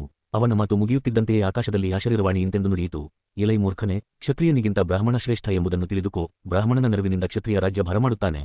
ಅದಕ್ಕೆ ಅರ್ಜುನ, ನನಗೆ ಇಷ್ಟವಾದರೆ ನಾನು ಜೀವರಾಶಿಯನ್ನು ಸೃಷ್ಟಿಸಬಲ್ಲೆ, ಇಲ್ಲವಾದರೆ ಅವುಗಳನ್ನು ನಾಶ ಮಾಡಬಲ್ಲೆ. ಕೃತಿಯಲ್ಲಾಗಲಿ, ಆಲೋಚನೆಯಲ್ಲಾಗಲಿ ಅಥವಾ ಮಾತಿನಲ್ಲಾಗಲಿ ಯಾವ ಬ್ರಾಹ್ಮಣನೂ ನನಗಿಂತ ಶ್ರೇಷ್ಠನಲ್ಲ. ಮೊದಲನೆಯ ವಾದ ಬ್ರಾಹ್ಮಣರು ಶ್ರೇಷ್ಠರು ಎಂಬುದು. ಎರಡನೆಯದು ಕ್ಷತ್ರಿಯರು ಶ್ರೇಷ್ಠ ಎಂಬುದು. ನೀನು ಅವರಿಬ್ಬರ ಸ್ಥಾನಮಾನವನ್ನು ಸೂಚಿಸಿರುವೆ, ಆದರೆ ಅವರಿಬ್ಬರಲ್ಲಿ ವ್ಯತ್ಯಾಸವಿದೆ. ಬ್ರಾಹ್ಮಣರು ಕ್ಷತ್ರಿಯರನ್ನು ಅವಲಂಬಿಸಿದ್ದಾರೆ, ಕ್ಷತ್ರಿಯರು ಬ್ರಾಹ್ಮಣರನ್ನು ಅವಲಂಬಿಸಿಲ್ಲ. ಕತ್ತಿಯರಿಗೆ ಪೌರೋಹಿತ್ಯ ಮಾಡುವ ಬ್ರಾಹ್ಮಣರು ವೇದಗಳ ಸೋಗಿನಲ್ಲಿ ಅವರನ್ನೇ ನಿರ್ನಾಮ ಮಾಡುತ್ತಿದ್ದಾರೆ. ಪ್ರಜಾಪಾಲನೆಯಾದ ನ್ಯಾಯ ಕ್ಷತ್ರಿಯರ ಪೀಠದಲ್ಲಿದೆ, ಅವರಿಂದಲೇ ಬ್ರಾಹ್ಮಣರು ಹೊಟ್ಟೆ ಹೊರೆಯುತ್ತಿದ್ದಾರೆ. ಹೀಗಿರುವಾಗ ಬ್ರಾಹ್ಮಣರು ಕ್ಷತ್ರಿಯರಿಗಿಂತ ಹೇಗೆ ಮೇಲಾಗಿದ್ದಾರೆ? ತಾವು ಎಲ್ಲರಿಗಿಂತ ಶ್ರೇಷ್ಠವೆಂದು ಅಂದುಕೊಳ್ಳುವ ಭಿಕ್ಷಾವಲಂಬಿಗಳಾದ ಬ್ರಾಹ್ಮಣರನ್ನು ನಾನು ಸದಾ ನನ್ನ ಅಧೀನದಲ್ಲಿಟ್ಟುಕೊಂಡಿದ್ದೇನೆ, ಏಕೆಂದರೆ ಆಕಾಶವಾಸಿ ಗಾಯತ್ರಿದೇವಿಯು 432 ಡಾ. ಬಾಬಾ ಸಾಹೇಬ್ ಅಂಬೇಡ್ಕರ್ ಅವರ ಸಮಗ್ರ ಬರೆಹಗಳು ಮತ್ತು ಭಾಷಣಗಳು ಸಂಪುಟ -3 ಸತ್ಯವನ್ನು ನುಡಿದಿದ್ದಾಳೆ. ಮೃಗಾಜಿನ ತೊಟ್ಟ ಪುಂಡ ಬ್ರಾಹ್ಮಣರನ್ನು ನಾನು ಅಡಗಿಸುತ್ತೇನೆ. ದೇವತೆಯಾಗಲಿ ಅಥವಾ ಮನುಷ್ಯನಾಗಲಿ ಈ 3 ಲೋಕಗಳಲ್ಲಿ ನನ್ನನ್ನು ರಾಜಾಧಿಕಾರದಿಂದ ಪದಚ್ಯುತನನ್ನಾಗಿ ಮಾಡಲು ಸಾಧ್ಯವಿಲ್ಲ. ಆದ್ದರಿಂದ ನಾನು ಬ್ರಾಹ್ಮಣರಿಗಿಂತ ಬೀಸ್. ಇದನ್ನು ಕೇಳಿದ ವಾಯು ಆಗಮಿಸಿ ಅರ್ಜುನನಿಗೆ ಹೇಳುತ್ತಾನೆ, ಬ್ರಾಹ್ಮಣರ ಬಗ್ಗೆ ಈ ಪಾಪಮಯ ದೃಷ್ಟಿಯನ್ನು ತ್ಯಜಿಸು, ಅವರಿಗೆ ನಮಸ್ಕರಿಸು. ನೀನು ಅವರಿಗೆ ಅನ್ಯಾಯ ಮಾಡಿದರೆ ನಿನ್ನ ರಾಜ್ಯ ಕೋಪೆಗೊಳಗಾಗುತ್ತದೆ. ಅವರು ನಿನ್ನನ್ನು ನಿಗ್ರಹಿಸುತ್ತಾರೆ. ಆ ಬಲಿಷ್ಠರಾದ ಜನರು ನಿನ್ನ ತೇಜೋವಧೆ ಮಾಡುತ್ತಾರೆ, ನಿನ್ನನ್ನು ದೇಶದಿಂದ ಹೊರದುಡುತ್ತಾರೆ. ಮಹಾರಾಜ ಅವನನ್ನು, ನೀನು ಯಾರು ಎಂದು ಪ್ರಶ್ನಿಸುತ್ತಾನೆ. ವಾಯು ಉತ್ತರಿಸುತ್ತಾನೆ, ನಾನು ವಾಯು, ದೇವತೆಗಳ ಸಂದೇಶವಾಹಕ. ನಿನ್ನ ಒಳ್ಳೆಯದಕ್ಕೆ ನಾನು ಹೇಳುತ್ತಿದ್ದೇನೆ. ಅರ್ಜುನ ಮರುನುಡಿಯುತ್ತಾನೆ, ಬ್ರಾಹ್ಮಣರ ಪರವಾಗಿ ಇಂದು ನೀನು ಮಹಾಭಕ್ತಿಯನ್ನು ತೋರಿಸುತ್ತಿರುವೆ. ಆದರೆ ಬ್ರಾಹ್ಮಣನು ಕೂಡ ಇತರ ಯಾವುದೇ ಭೂಚರದಂತಿದ್ದಾನೆ ಅಥವಾ ಈ ಉತ್ತಮೋತ್ತಮ ಬ್ರಾಹ್ಮಣನು ಮಾರುತದಂತಿದ್ದಾನೆ. ಆದರೆ ಅಗ್ನಿಸಾಗರದಂತಿದೆ ಅಥವಾ ಸೂರನಂತಿದೆ ಅಥವಾ ಆಕಾಶದಂತಿದೆ. ಬ್ರಾಹ್ಮಣರ ಮಹಿಮೆಯನ್ನು ತೋರಿಸಲು ವಾಯು ಅನೇಕ ನಿದರ್ಶನಗಳನ್ನು ಕೊಡುತ್ತಾನೆ. ಆಗ ಅರ್ಜುನ ತನ್ನ ದ್ವೇಷವನ್ನು ತ್ಯಜಿಸಿ ಬ್ರಾಹ್ಮಣರ ಜೊತೆ ಸ್ನೇಹ ಬೆಳೆಸುತ್ತಾನೆ. ಅನುಶಾಸನ ಪರ್ವದಲ್ಲಿ ಅವನು ಈ ರೀತಿ ಹೇಳಿದ್ದಾನೆಂದು ನಿರೂಪಿತವಾಗಿದೆ. ನಾನು ಸಂಪೂರ್ಣವಾಗಿ ಸದಾಕಾಲದಲ್ಲಿಯೂ ಬ್ರಾಹ್ಮಣರ ಅನುಕೂಲಕ್ಕಾಗಿ ಇದ್ದೇನೆ. ನಾನು ಬ್ರಾಹ್ಮಣರಿಗೆ ನಿಷ್ಠನಾಗಿದ್ದೇನೆ, ಅವರಿಗೆ ನಾನು ನಿರಂತರವಾಗಿ ವಂದಿಸುತ್ತೇನೆ. ನನ್ನ ಈ ಎಲ್ಲ ಶಕ್ತಿ ಮತ್ತು ಉನ್ನತ ಕೀರ್ತಿ ದತ್ತಾತ್ರೇಯನ ಒಬ್ಬ ಬ್ರಾಹ್ಮಣ ಅನುಗ್ರಹದಿಂದ ಬಂದಿದೆ. ನಾನು ಧರ್ಮವನ್ನು ಪಾಲಿಸುತ್ತಿದ್ದೇನೆ. ಎರಡನೆಯ ಹಂತದಲ್ಲಿ ಪರಶುರಾಮನ ಆಗಮನವಾಗಿ ಕ್ಷತ್ರಿಯರ ನಾಶವಾಗುತ್ತದೆ. ಈ ಕಥೆಯನ್ನು ಮಹಾಭಾರತದ ಶಾಂತಿ ಪರ್ವದಲ್ಲಿ ಈ ರೀತಿ ಹೇಳಲಾಗಿದೆ. ಸಾಧುವು, ಧರ್ಮಿಷ್ಠನು, ದಯಾಮೇಯು, ದಾನದಕ್ಷಿಣೆ ಕೊಡುವ ಮನಸ್ಸುಳ್ಳವನೂ ಆದ ವೀರಾಧಿವೀರ ಅರ್ಜುನನು ಶಾಪದ ಬಗ್ಗೆ ಯೋಚಿಸಲೇ ಇಲ್ಲ. ಆದರೆ ಗರ್ವಿಷ್ಠರು, ಅನಾಗರಿಕ ಸ್ವಭಾವವುಳ್ಳವರೂ ಆದ ಅವನ ಪುತ್ರರಿಂದ ಅವನಿಗೆ ಶಾಪ ತಗುಲಿ ಅವನ ಸಾವಿಗೆ ಕಾರಣರಾದರು. ಅವರ ತಂದೆಗೆ ಗೊತ್ತಿಲ್ಲದಂತೆ ಅವರು ಜಮದಗ್ನಿಯ ಕರುವನ್ನು ಅಪಹರಿಸಿದರು. ಅದರ ಪರಿಣಾಮವಾಗಿ ಪರಶುರಾಮನು 1-3 ಬ್ರಾಹ್ಮಣರು ಮತ್ತು ಕ್ಷತ್ರಿಯರು ಅರ್ಜುನನ ಮೇಲೆ ಆಕ್ರಮಣ ಮಾಡಿ ಅವನ ತೋಳುಗಳನ್ನು ಕತ್ತರಿಸಿದನು. ಅವನ ಮಗ ಜಮದಗ್ನಿಯನ್ನು ಕೊಲ್ಲುವುದರ ಮೂಲಕ ಸೇಡು ತೀರಿಸಿಕೊಂಡನು. ತನ್ನ ತಂದೆಯ ಅವಧಿಯಿಂದ ಕ್ರೋಧೋನ್ಮತ್ತನಾದ ಪರಶುರಾಮನು ಭೂಮಿಯ ಮೇಲೆ ಕ್ಷತ್ರಿಯರೇ ಇಲ್ಲದ ಹಾಗೆ ಮಾಡುತ್ತೇನೆ ಎಂದು ಪ್ರತಿಜ್ಞೆ ಮಾಡಿ ತನ್ನ ಆಯುಧಗಳನ್ನು ತೆಗೆದುಕೊಂಡನು. ಅರ್ಜುನನ ಎಲ್ಲ ಪತ್ರ ಪೌತ್ರಾದಿಗಳನ್ನು, ಸಾವಿರಾರು ಹೈಹಯರನ್ನು ಅವನು ಕತ್ತರಿಸುತ್ತಾ ಇಡೀ ಭೂಮಂಡಲವನ್ನೇ ರಕ್ತಮಯವಾಗಿ ಮಾಡಿದನು. ಹೀಗೆ ಕ್ಷತ್ರಿಯರನ್ನೆಲ್ಲ ಸಂಹಾರ ಮಾಡಿದ ಮೇಲೆ ಭಾರೀ ಕರುಣೆ ಉಂಟಾಗಿ ಅರಣ್ಯಕ್ಕೆ ತೆರಳಿದನು. ಹಲವು ಸಹಸ್ರ ವರ್ಷಗಳ ನಂತರ ಸ್ವಭಾವತಃ ಮುಂಗೋಪಿಯಾದ ಈ ವೀರನನ್ನು ರೈಭ್ಯನ ಮಗನೂ ವಿಶ್ವಾಮಿತ್ರನ ಮೊಮ್ಮಗನೂ ಆದ ಪರಾವಸು ಸಾರ್ವಜನಿಕ ಸಭೆಯಲ್ಲಿ ಈ ಮಾತುಗಳಿಂದ ಛೇಡಿಸಿದನು. ಯಯಾತಿ ನಗರದ ಈ ಯಜ್ಞದಲ್ಲಿ ಸೇರಿರುವ ಪ್ರತರ್ಧನ ಮುಂತಾದ ಈ ಜನರೆಲ್ಲ ಧರ್ಮಿಷ್ಠರಲ್ಲವೇ? ಕ್ಷತ್ರಿಯರಲ್ಲವೇ? ನಿನ್ನ ಪ್ರತಿಜ್ಞೆಯನ್ನು ಈಡೇರಿಸಲು ನೀನು ಸೋತಿರುವೆ. ರಾಜಸಭೆಯಲ್ಲಿ ನೀನು ಸುಮ್ಮನೆ ಜಂಭ ಕೊಚ್ಚುವೆ. ಈ ವೀರಾಧಿವೀರ ಕ್ಷತ್ರಿಯರ ಭಯದಿಂದ ನೀನು ಪರ್ವತವಾಸಿಯಾಗಿದ್ದಾಗ ಈ ಭೂಮಂಡಲದ ಮೇಲೆ ಅವರ ಸಂತತಿ ನೂರ್ಮಡಿಯಾಗಿದೆ. ಈ ಮಾತುಗಳನ್ನು ಕೇಳಿದ ಕೂಡಲೇ ಪರಶುರಾಮನು ತನ್ನ ಆಯುಧಗಳನ್ನು ಎತ್ತಿಕೊಂಡನು. ಹಿಂದೆ ಅಳಿದು ಉಳಿದಿದ್ದ 100 ಕ್ಷತ್ರಿಯರು ಈಗ ಮಹಾಪರಾಕ್ರಮಶಾಲಿ ರಾಜರಾಗಿ ವರ್ಧಿಸಿದ್ದರು. ಈಗ ಪರಶುರಾಮನು ಅವರನ್ನು ಅವರ ಮಕ್ಕಳ ಸಮೇತ ಅಸಂಖ್ಯಾತ ಕಂದಮ್ಮಗಳ ಸಮೇತ ಇನ್ನೂ ಹುಟ್ಟದಿರುವ ಶಿಶುಗಳ ಸಮೇತ ಕತ್ತರಿಸಿದನು. ಆದರೂ ಕೆಲವು ಕಂದಮ್ಮಗಳನ್ನು ಅವರ ತಾಯಂದಿರು ರಕ್ಷಿಸಿದರು. 433 ಕ್ಷತ್ರಿಯರ ಅನಂತರದ ಇತಿಹಾಸವನ್ನು ತಿಳಿಯಲು ಕುತೂಹಲವುಳ್ಳವರಿಗೆ ಆದಿಪರ್ವದಿಂದ ಉದ್ಧರಿಸುವ ಮುಂದಿನ ಕಥಾಭಾಗ ಸ್ವಾರಸ್ಯಕರವಾಗಿದೆ. 21 ಸಾರಿ ಭೂಪರ್ಯಟನೆ ಮಾಡಿ ಕ್ಷತ್ರಿಯರನ್ನೆಲ್ಲ ಗುಡಿಸಿ ಹಾಕಿದ ಜಮದಗ್ನಿಯ ಮಗ ಅತ್ಯುನ್ನತವಾದ ಮಹೇಂದ್ರ ಪರ್ವತದಲ್ಲಿ ತಪೋನಿರತನಾದನು. ಅವನು ಕ್ಷತ್ರಿಯರನ್ನೆಲ್ಲ ಸಂಹಾರ ಮಾಡಿದ ಮೇಲೆ ಅವರ ವಿಧವೆಯರು ಬ್ರಾಹ್ಮಣರಲ್ಲಿಗೆ ಬಂದು ಸಂತಾನ ಭಿಕ್ಷೆ ಬೇಡಿದರು. ಧರ್ಮಿಷ್ಠರಾದ ಬ್ರಾಹ್ಮಣರು ಯಾವುದೇ ಕಾಮವಾಸನೆಯಿಲ್ಲದೆ ಈ ಸ್ತ್ರೀಯರ ಜೊತೆ ಸೂಕ್ತ ಋತುಮಾನಗಳಲ್ಲಿ ಕೂಡಿದಾಗ ಇವರು ಗರ್ಭವತಿಯರಾಗಿ ಕ್ಷತ್ರಿಯ ಸಂತತಿಯನ್ನು ಮುಂದುವರಿಸುವುದಕ್ಕಾಗಿ ಪರಾಕ್ರಮಶಾಲಿಗಳಾದ ಕ್ಷತ್ರಿಯ ಪುತ್ರಿಯರನ್ನು ಪಡೆದರು. ಹೀಗೆ ಕ್ಷತ್ರಿಯ ಸ್ತ್ರೀಯರನ್ನು ಕೂಡಿ ಬ್ರಾಹ್ಮಣರು ಕ್ಷತ್ರಿಯ ಸಂತತಿಯನ್ನು ಧರ್ಮಪುರಸ್ಪರವಾಗಿ ಪಡೆದರು. ಅವರು ದ್ವಿಗುಣಗೊಂಡು ದೀರ್ಘಕಾಲ ಬದುಕಿದರು. ಅಲ್ಲಿಂದ ಬ್ರಾಹ್ಮಣರಿಗಿಂತ ಕೀಳಾದ 4 ವರ್ಣಗಳು ಹುಟ್ಟಿಕೊಂಡವು. 1 ಮೂರ್ ಸಂ 1 ಪು ದ ಬಾಬಾ ಸಾಹೇಬ್ ಅಂಬೇಡ್ಕರ್ ಅವರ ಸಮಗ್ರ ಬರೆಹಗಳು ಮತ್ತು ಭಾಷಣಗಳು ಸಂಪುಟ -3. ಪರಸ್ಪರ ಸವಾಲಿನಿಂದ ಕೂಡಿದ ವೈರತ್ವದ ಈ ನಿದರ್ಶನಗಳು ಎರಡು ಪಕ್ಷಗಳಲ್ಲಿಯೂ ದ್ವೇಷ ಎಷ್ಟು ಪ್ರಖರವಾಗಿತ್ತೆಂದು ತೋರಿಸುತ್ತವೆ. ಕ್ಷತ್ರಿಯರು ಬ್ರಾಹ್ಮಣರನ್ನು ತೇಜೋವಧೆ ಮಾಡಬೇಕೆಂದು ಎಷ್ಟರ ಮಟ್ಟಿಗೆ ನಿರ್ಧರಿಸಿದ್ದರೆಂಬುದು ಬ್ರಾಹ್ಮಣರನ್ನು ತನ್ನ ರಥಕ್ಕೆ ಕುದುರೆಗಳಂತೆ ಕಟ್ಟಿ ಎಳೆಸುವ ನಿಮಿ ಚಕ್ರವರ್ತಿಯ ವರ್ತನೆಯಲ್ಲಿ ಕಾಣುತ್ತದೆ. ಬ್ರಾಹ್ಮಣರನ್ನು ಕೆಳಮಟ್ಟಕ್ಕೆ ತರಬೇಕೆಂದು ಕಾರ್ತವೀರ್ಯಾರ್ಜುನನು ಮಾಡಿದ ನಿರ್ಧಾರ ಅವನು ಬ್ರಾಹ್ಮಣರಿಗೆ ಎಸೆದ ಸವಾಲುಗಳಲ್ಲಿ ಕಂಡುಬರುತ್ತದೆ. ಬ್ರಾಹ್ಮಣರನ್ನು ಪ್ರಚೋದಿಸಬೇಡಿರಿ ಎಂದು ಕ್ಷತ್ರಿಯರಿಗೆ ಪ್ರತಿ ಸವಾಲುಗಳನ್ನು ಎಸೆಯುವುದರಲ್ಲಿ ಬ್ರಾಹ್ಮಣರು ವಿಳಂಬ ಮಾಡಲಿಲ್ಲ. ಕಾರ್ತವೀರ್ಯಾರ್ಜುನನು ಬ್ರಾಹ್ಮಣರಿಗೆ ಸವಾಲಿಸಿದ ನಂತರ ಬ್ರಾಹ್ಮಣರ ರಾಯಭಾರಿಯಾಗಿ ಬಂದಿದ್ದ ವಾಯುವಿನ ಮಾತುಗಳಲ್ಲಿ ಅದು ಸ್ಪಷ್ಟವಾಗಿ ಕಾಣುತ್ತದೆ. ಆತ್ರಿ ಬ್ರಾಹ್ಮಣನು ಮೂತ್ರ ವಿಸರ್ಜನೆ ಮಾಡಿ ಹೇಗೆ ಸಾಗರದ ನೀರನ್ನು ಕಾರಮಯ ಮಾಡಿದ, ಬ್ರಾಹ್ಮಣನು ಹೇಗೆ ದಂಡಕಾದಿಗಳನ್ನು ನಿರ್ನಾಮ ಮಾಡಿದರು, ಔರ್ವ ಬ್ರಾಹ್ಮಣನು ಒಬ್ಬಂಟಿಗನಾಗಿ ಹೇಗೆ ತಾಲಜಬ್ಬರನ್ನು ಧ್ವಂಸ ಮಾಡಿದ ಎಂದು ವಾಯು ಅರ್ಜುನನಿಗೆ ಹೇಳುತ್ತಾನೆ. ಬ್ರಾಹ್ಮಣರು ಕೃತಿಯರಿಗೆ ಮಾತ್ರ ಶ್ರೇಷ್ಠರಲ್ಲ, ಅವರು ದೇವತೆಗಳಿಗಿಂತಲೂ ಶ್ರೇಷ್ಠರು ಹಾಗೂ ಬ್ರಾಹ್ಮಣರು ದೇವತೆಗಳನ್ನು ಅನೇಕ ಸಂದರ್ಭಗಳಲ್ಲಿ ಜಯಿಸಿದ್ದಾರೆಂದು ವಾಯು ಹೇಳುತ್ತಾನೆ. ಸೋಮನ ಮಗಳು ಅಂಗೀರಸ ಗೋತ್ರದ ಬ್ರಾಹ್ಮಣ ಉತ್ಥ್ಯನ ಪತ್ನಿಯೂ ಆದ ಭದ್ರೆಯನ್ನು ವರುಣ ಹಾರಿಸಿಕೊಂಡು ಹೋದದ್ದು ಹಾಗೂ ಹೇಗೆ ಉತ್ಥ್ಯ ತನ್ನ ಶಾಪದಿಂದ ಭೂಮಂಡಲವನ್ನು ಕ್ಷಾಂಪೀಡಿತವನ್ನಾಗಿ ಮಾಡಿದ ತತ್ಪರಿಣಾಮವಾಗಿ ಉತ್ಥ್ಯನ ಹೆಂಡತಿಯನ್ನು ವರುಣನು ಹೇಗೆ ಹಿಂದಿರುಗಿಸಿದ ಎಂದು ವಾಯು ಹೇಳುತ್ತಾನೆ. ಅಸುರರು ದಾನವರು ಸೇರಿ ಒಮ್ಮೆ ದೇವತೆಗಳನ್ನು ಹೇಗೆ ಸೋಲಿಸಿದರು, ಹೇಗೆ ಆರ್ಫ್ಯಾದಿಗಳನ್ನೆಲ್ಲ ಅವರಿಗಿಲ್ಲದಂತೆ ಮಾಡಿದರು, ಅವರ ಮಾನ ಮರ್ಯಾದೆಯನ್ನೆಲ್ಲ ತೆಗೆದರು. ಆಗ ದೇವತೆಗಳು ಭೂಮಿಯಲ್ಲಿದ್ದ ಬ್ರಾಹ್ಮಣನಾದ ಆಗಸ್ತನಲ್ಲಿಗೆ ಬಂದು ತಮಗೆ ರಕ್ಷಣೆ ಕೊಡಬೇಕೆಂದು ಹೇಗೆ ಕೋರುತ್ತಾರೆ. ಆಗಸ್ಯನು ಹೇಗೆ ಭೂಸ್ವರಲೋಕಗಳಲ್ಲಿದ್ದ ದಾನವರನ್ನೆಲ್ಲ ಸುಟ್ಟು ಅವರೆಲ್ಲ ದಕ್ಷಿಣಕ್ಕೆ ಓಡುವಂತೆ ಮಾಡಿ ದೇವತೆಗಳನ್ನು ಅವರ ಸ್ವಸ್ಥಾನಗಳಲ್ಲಿ ಹೇಗೆ ಸ್ಥಾಪನೆ ಮಾಡಿದೆ ಎಂದು ಹೇಳಿದನು. ಒಮ್ಮೆ ಆದಿತ್ಯರು ಯಜ್ಞಕಾರದಲ್ಲಿ ನಿರತರಾಗಿದ್ದಾಗ ಅವರನ್ನು ಕೊಲ್ಲಲು ಸಹಸ್ರ ಸಂಖ್ಯೆಯಲ್ಲಿ ಖಲೀಮರೆಂಬ ದಾನವರು ಅವರನ್ನು ಹೇಗೆ ಮುತ್ತಿದರು, ಹೇಗೆ ಆದಿತ್ಯರು ಇಂದ್ರನ ಬಳಿ ಹೋದರು, ಹೇಗೆ ಇಂದ್ರನು ಆದಿತ್ಯರಿಗೆ ನೆರವು ನೀಡಲಾಗದೆ ದೈತ್ಯರಿಂದ ದಾಳಿಗೊಳಗಾದನು. ಆಮೇಲೆ ಅವನು ಹೇಗೆ ಸಹಾಯಕ್ಕಾಗಿ ಬ್ರಾಹ್ಮಣ ವಸಿಷ್ಠನ ಬಳಿ ಹೋದನು. ಆದಿತ್ಯರ ಮೇಲೆ ಕರುಣೆ ತಾಳಿ ಹೇಗೆ ವಸಿಷ್ಠ ದಾನವರಿಂದ ಭಸ್ಮವಾಗುವಂತೆ ಅವರನ್ನು ಜೀವಂತವಾಗಿ ಸಂರಕ್ಷಿಸಿದನು ಎಂದು ಅವನು ಅರ್ಜುನನಿಗೆ ಹೇಳಿದನು. ಆಮೇಲೆ ಅವನು ಅರ್ಜುನನಿಗೆ ಹೇಗೆ ದಾನವರು ಒಮ್ಮೆ ದೇವತೆಗಳ ಮೇಲೆ ಯುದ್ಧ ಮಾಡಿದರು, ಹೇಗೆ ದಾನವರು ಕಾರ್ಗತ್ತಲೆಯನ್ನುಂಟು ಮಾಡಿ ದೇವತೆಗಳನ್ನು ಕೊಂದು ಹಾಕಿದರು, ಆಗ ಹೇಗೆ ದೇವತೆಗಳು ಬ್ರಾಹ್ಮಣನಾದ ಆತ್ರಿಯ ಬಳಿಗೆ ಬಂದು ನೀವೇ ಚಂದ್ರರಾಗಿ ಸೂರ್ಯನ ಸುತ್ತ ಇರುವ ಕಗ್ಗತ್ತಲೆಯನ್ನು ಹೋಗಲಾಡಿಸಬೇಕೆಂದು ಬೇಡಿಕೊಂಡರು ಹಾಗೂ ಹೇಗೆ ಅತ್ತಿ ಅದನ್ನು ಹೋಗಲಾಡಿಸಿ ದಾನವರಿಂದ ದೇವತೆಗಳನ್ನು ಉಳಿಸಿದನು ಎಂದು ಹೇಳಿದನು. ಹೇಗೆ ಬ್ರಾಹ್ಮಣನಾದ ಚ್ಯವನನು ಅಶ್ವಿನಿ ದೇವತೆಗಳಿಗೆ ಸಮಾನವಾದ ಸ್ಥಾನವನ್ನು ಕೊಟ್ಟು ಸಮಾನತೆಯ ಸಂಕೇತವಾಗಿ ಅವರ ಜೊತೆ ಸೋಮರಸವನ್ನು ಕುಡಿಯಬೇಕೆಂದು ಇಂದ್ರನನ್ನು ಬಲವಂತಪಡಿಸಿದ, ಇಂದ್ರನು ಅದನ್ನು ತಿರಸ್ಕರಿಸಿದಾಗ ಹೇಗೆ ಅವನು ಭೂಸ್ವರ್ಗಳೆರಡನ್ನು ಅವರಿಂದ ಅಪಹರಿಸಿದ, ಅವನು ಹೇಗೆ ಮದಾಸುರನನ್ನು ಸೃಷ್ಟಿಸಿ ಅವನ ಬಾಯೊಳಕ್ಕೆ ಸೋಮರಸ ಬ್ರಾಹ್ಮಣರು ಮತ್ತು ಶ್ರುತಿಯರು ಇಂದ್ರಾದಿ ದೇವತೆಗಳನ್ನು ತುರುಕಿದ. ಅನಂತರ ಅವನು ಹೇಗೆ ಅಶ್ವಿನಿ ದೇವತೆಗಳಿಗೆ ಸಮಾನ ಸ್ಥಾನ ಕೊಟ್ಟು ಅವರ ಜೊತೆ ಸೋಮರಸವನ್ನು ಕುಡಿಯುವಂತೆ ಇಂದ್ರನನ್ನು ಬಲವಂತಪಡಿಸಿದ, ಹಾಗೂ ಹೇಗೆ ಅಂತಿಮವಾಗಿ ಇಂದ್ರನು ಚ್ಯವನನಿಗೆ ಶರಣಾಗತನಾದ ಎಂಬುದೇ ವಾಯು ಅರ್ಜುನನಿಗೆ ಹೇಳುವ ಈ ಬಗೆಯ ಕೊಟ್ಟ ಕೊನೆಯ ವೃತ್ತಾಂತವಾಗಿದೆ. ಬ್ರಾಹ್ಮಣರ ಈ ಸಾಹಸಗಳನ್ನು ವಾಯು ಕೇವಲ ಮನರುಚ್ಚರಿಸಲಿಲ್ಲ, ಅವನು ಅದಕ್ಕೂ ಸ್ವಲ್ಪ ಹೆಚ್ಚಿನದನ್ನು ಮಾಡಿದನು. ಅವನು ಪ್ರತಿಸಾರಿಯೂ ಬ್ರಾಹ್ಮಣರ ಶಕ್ತಿಯ ನಿದರ್ಶನವನ್ನು ಕೊಟ್ಟ ನಂತರ ಅರ್ಜುನನಿಗೆ ಈ ಮರ್ಮಭೇದಕ ಪ್ರಶ್ನೆಗಳನ್ನು ಅಂದರೆ, ಇಂಥ ಬ್ರಾಹ್ಮಣನಿಗಿಂತ ಶ್ರೇಷ್ಠನಾದ ಯಾರಾದರೂ ಕೃತಿಯನನ್ನು ಹೆಸರಿಬಲ್ಲೆಯಾ, ಅವನಿಗಿಂತ ಶ್ರೇಷ್ಠನಾದ ಯಾರೇ ಕೃತಿಯ ನಿಮ್ಮ ಪಕ್ಷದಲ್ಲಿದ್ದರೆ ಉದ್ಯೋಷಿಸು, ಅತ್ತಿಗಿಂತ ಶ್ರೇಷ್ಠನಾದ ಕ್ಷತ್ರಿಯನನ್ನು ತೋರಿಸು ಎಂದು ಕೇಳುತ್ತಿದ್ದನು. ಕ್ಷತ್ರಿಯ ಬ್ರಾಹ್ಮಣರ ನಡುವಣ ಈ ವರ್ಗ ಸಂಘರ್ಷ ಶತಶತಮಾನಗಳವರೆಗೆ ನಡೆದಿರಬೇಕು. ಈ ದೃಷ್ಟಿಯಲ್ಲಿ ವರ್ಗ ಸಂಘರ್ಷದ ಬಗೆಗಿನ ಮನುವಿನ ಧೋರಣೆ ತುಂಬಾ ವಿಚಿತ್ರವಾಗಿದೆ. ಮನುಸ್ಮೃತಿಯ ಮುಂದಿನ ಶ್ಲೋಕಗಳನ್ನು ಪರ್ಯಾಲೋಚಿಸಿ. IV 135 ಸಂಪತ್ತನ್ನು ಬಯಸುವ ಯಾರೇ ಆಗಲಿ ಕ್ಷತ್ರಿಯನನ್ನು, ಸರ್ಪವನ್ನು ಮತ್ತು ವೇದವಿದ ಬ್ರಾಹ್ಮಣನನ್ನು ಅವರು ಎಷ್ಟೇ ದುರ್ಬಲರಾಗಿದ್ದರೂ ಕೂಡ ತಿರಸ್ಕಾರದಿಂದ ಕಾಣಬಾರದು. IV 136 ಏಕೆಂದರೆ ಈ ಮೂವರನ್ನು ಅಗೌರವದಿಂದ ಕಂಡರೆ ಅವರು ಅವನನ್ನು ಸಂಪೂರ್ಣವಾಗಿ ನಾಶ ಮಾಡಬಲ್ಲರು. ಆದ್ದರಿಂದ ವಿವೇಕಿಯಾದವನು ಅವರನ್ನು ಎಂದೂ ಅಗೌರವಿಸಬಾರದು. X 322 ಬ್ರಾಹ್ಮಣರಿಲ್ಲದೆ ಕ್ಷತ್ರಿಯರು ವರ್ಧಿಸಲಾರರು, ಕ್ಷತ್ರಿಯರಿಲ್ಲದೆ ಬ್ರಾಹ್ಮಣರು ವರ್ಧಿಸಲಾರರು. ಬ್ರಾಹ್ಮಣರು ಮತ್ತು ಕ್ಷತ್ರಿಯರು ಪರಸ್ಪರ ಒಂದಾಗಿ ಇಹಲೋಕದಲ್ಲಿಯೂ ಪರಲೋಕದಲ್ಲಿಯೂ ಶ್ರೇಯಸ್ಸನ್ನು ಹೊಂದುವರು. ಇಲ್ಲಿ ವರ್ಗಗಳನ್ನು ಸಮಾಪ್ತಿ ಮಾಡುವ ಮನುವಿನ ದೃಷ್ಟಿ ಸ್ಪಷ್ಟವಾಗಿದೆ. ಬ್ರಾಹ್ಮಣರು ಮತ್ತು ಕ್ಷತ್ರಿಯರು ಯಾರ ವಿರುದ್ಧ ಒಂದಾಗಬೇಕೆಂದು ಮನು ಆಶಿಸುತ್ತಾನೆ. ಇದು ಪರಸ್ಪರ ಕ್ಷಮಿಸಿ ಮರೆಯುವ ಪ್ರಯತ್ನವೋ ಅಥವಾ ಇನ್ನಾವುದೋ ಅಪವಿತ್ರ ಉದ್ದೇಶಕ್ಕಾಗಿ ಇಬ್ಬರು ಕೂಡಿ ಪಿತೂರಿ ಮಾಡುವುದೋ. ಕ್ಷತ್ರಿಯರ ಜೊತೆ ತಮ್ಮ ಶತಮಾನಗಳ ವೈರತ್ವವನ್ನು ಮರೆತು ಅವರಿಗೆ ಸಹಾಯ ಹಸ್ತವನ್ನು ನೀಡಬೇಕೆಂದು ಮನು ಬ್ರಾಹ್ಮಣರಿಗೆ ಬುದ್ಧಿವಾದ ನೀಡಲು ಬಂದೊದಗಿದ ಸನ್ನಿವೇಶಗಳಾವುವು. ಆ ಸನ್ನಿವೇಶಗಳು ತುಂಬಾ ಕಠಿಣವಾಗಿದ್ದಿರಬೇಕು, ತುಂಬಾ ಅತ್ಯಗತ್ಯವಾಗಿರಬೇಕು, ಏಕೆಂದರೆ ಈ ಇಬ್ಬರಲ್ಲಿಯೂ ಯಾವುದೇ ಸೌಹಾರ್ದಕ್ಕೆ ಅವಕಾಶವಿರಲಿಲ್ಲ. ಕ್ಷತ್ರಿಯ ವಿಧವೆಯರಿಂದ ಬ್ರಾಹ್ಮಣರು ಪಡೆದ ಅನೌರಸ ಸಂತಾನವೆಂದು ಕ್ಷತ್ರಿಯರನ್ನು ಬ್ರಾಹ್ಮಣರು ಬಹಿರಂಗವಾಗಿ ಜರಿದು ಅವರ ಅಭಿಮಾನಕ್ಕೆ ಭಂಗ ಮಾಡಿದ್ದರು. ಬ್ರಾಹ್ಮಣರು ಕ್ಷತ್ರಿಯರಿಗೆ ನೋವುಂಟು ಮಾಡಿದ ಮುಂದಿನ ಸಂಗತಿಯೆಂದರೆ ಸೇನಾ ಪರಾಕ್ರಮದಲ್ಲಿ ಕ್ಷತ್ರಿಯರಿಗಿಂತ ಬ್ರಾಹ್ಮಣರು ಶ್ರೇಷ್ಠರು ಎಂದು ಒಪ್ಪಿಕೊಳ್ಳುವಂತೆ ಮಾಡಿದ್ದು ಹಾಗೂ ಅದನ್ನು ಭೀಷ್ಮನ ಬಾಯಿಯಲ್ಲಿ ಈ ರೀತಿ ಹೇಳಿಸಿದ್ದು. 436 ಡಾ. ಬಾಬಾ ಸಾಹೇಬ್ ಅಂಬೇಡ್ಕರ್ ಅವರ ಸಮಗ್ರ ಬರೆಹಗಳು ಮತ್ತು ಭಾಷಣಗಳು ಸಂಪುಟ -3. ಬ್ರಾಹ್ಮಣ ಶಕ್ತಿ ದೇವತೆಗಳನ್ನು ಕೂಡ ನಾಶ ಮಾಡಬಲ್ಲದು. ಈ ಜ್ಞಾನಿಗಳು ಲೋಕಲೋಕಾಂತಗಳನ್ನೆಲ್ಲ ನೋಡಬಲ್ಲರು. ಗಂಧಲೇಪನದಿಂದ ಸುವಾಸಿತರಾಗಿರಲಿ ಅಥವಾ ಕೆಸರಿನಿಂದ ವಿಕಾರವಾಗಿರಲಿ, ಅವರು ಉಂಡಿರಲಿ ಅಥವಾ ಉಪವಾಸವಿರಲಿ, ರೇಷ್ಮೆ ಹುಟ್ಟಿರಲಿ ಅಥವಾ ಗೋಣಿ ತೊಟ್ಟಿರಲಿ ಅಥವಾ ಬೆತ್ತಲಿರಲಿ, ಇದಕ್ವಾಗಿರಲಿ, ಅವರು ಉಂಡಿರಲಿ ಅಥವಾ ಉಪವಾಸವಿರಲಿ, ರೇಷ್ಮೆ ಹುಟ್ಟಿರಲಿ ಅಥವಾ ಗೋಣಿ ತೊಟ್ಟಿರಲಿ ಅಥವಾ ಬೆತ್ತಲಿರಲಿ, ಇದಕ್ಕೆಲ್ಲ ಅವರು ಉದಾಸೀನರಾಗಿರುತ್ತಾರೆ. ಅವರು ದಿವ್ಯವಲ್ಲದುದನ್ನು ದಿವ್ಯವನ್ನಾಗಿಯೂ ದಿವ್ಯವಾದುದನ್ನು ಅದಿವ್ಯವಾಗಿಯೂ ಮಾರ್ಪಡಿಸಬಲ್ಲರು. ಸಿಟ್ಟು ಬಂದರೆ ಅವರು ತಮ್ಮ ಪೋಷಕರ ನೆರವಿನಿಂದ ಬೇರೆ ಲೋಕಗಳನ್ನೇ ಸೃಷ್ಟಿಸಬಲ್ಲರು. ಅವರು ದೇವತೆಗಳಿಗೂ ದೇವರಾಗಿದ್ದಾರೆ. ಅವರೇ ಎಲ್ಲಕ್ಕೂ ನಿಮಿತ್ತವಾಗಿದ್ದಾರೆ. ಬ್ರಾಹ್ಮಣ ಅಜ್ಞಾನಿಯಾದರೂ ದೇವರು, ಸುಜ್ಞಾನಿಯಾದ ಬ್ರಾಹ್ಮಣ ತುಂಬಿದ ಸಾಗರದಂತೆ ಇನ್ನೂ ಮಿಗಿಲಾದ ದೇವರು. ಈ ರೀತಿ ಬ್ರಾಹ್ಮಣರು ಸರನೆ ಕೆಳಗಿಳಿದದ್ದು ಕ್ಷತ್ರಿಯರ ಮನ ಒಲಿಸಿಕೊಳ್ಳಲು ಇಂಥ ಹೀನಸ್ಥಿತಿಗೆ ಬಿದ್ದದ್ದು ಇವೆಲ್ಲ ತುಂಬಾ ನಿಗೂಢವಾಗಿವೆ. ಈ ರಹಸ್ಯವನ್ನು ತೆರೆಯುವ ಕೀಲಿ ಕೈ ಯಾವುದು? 1. 3. ಸಂ. ಐ. ಪು. 473 ರಿಂದ 474. ನಕ್ಷತ್ರ ಚಿಹ್ನೆ.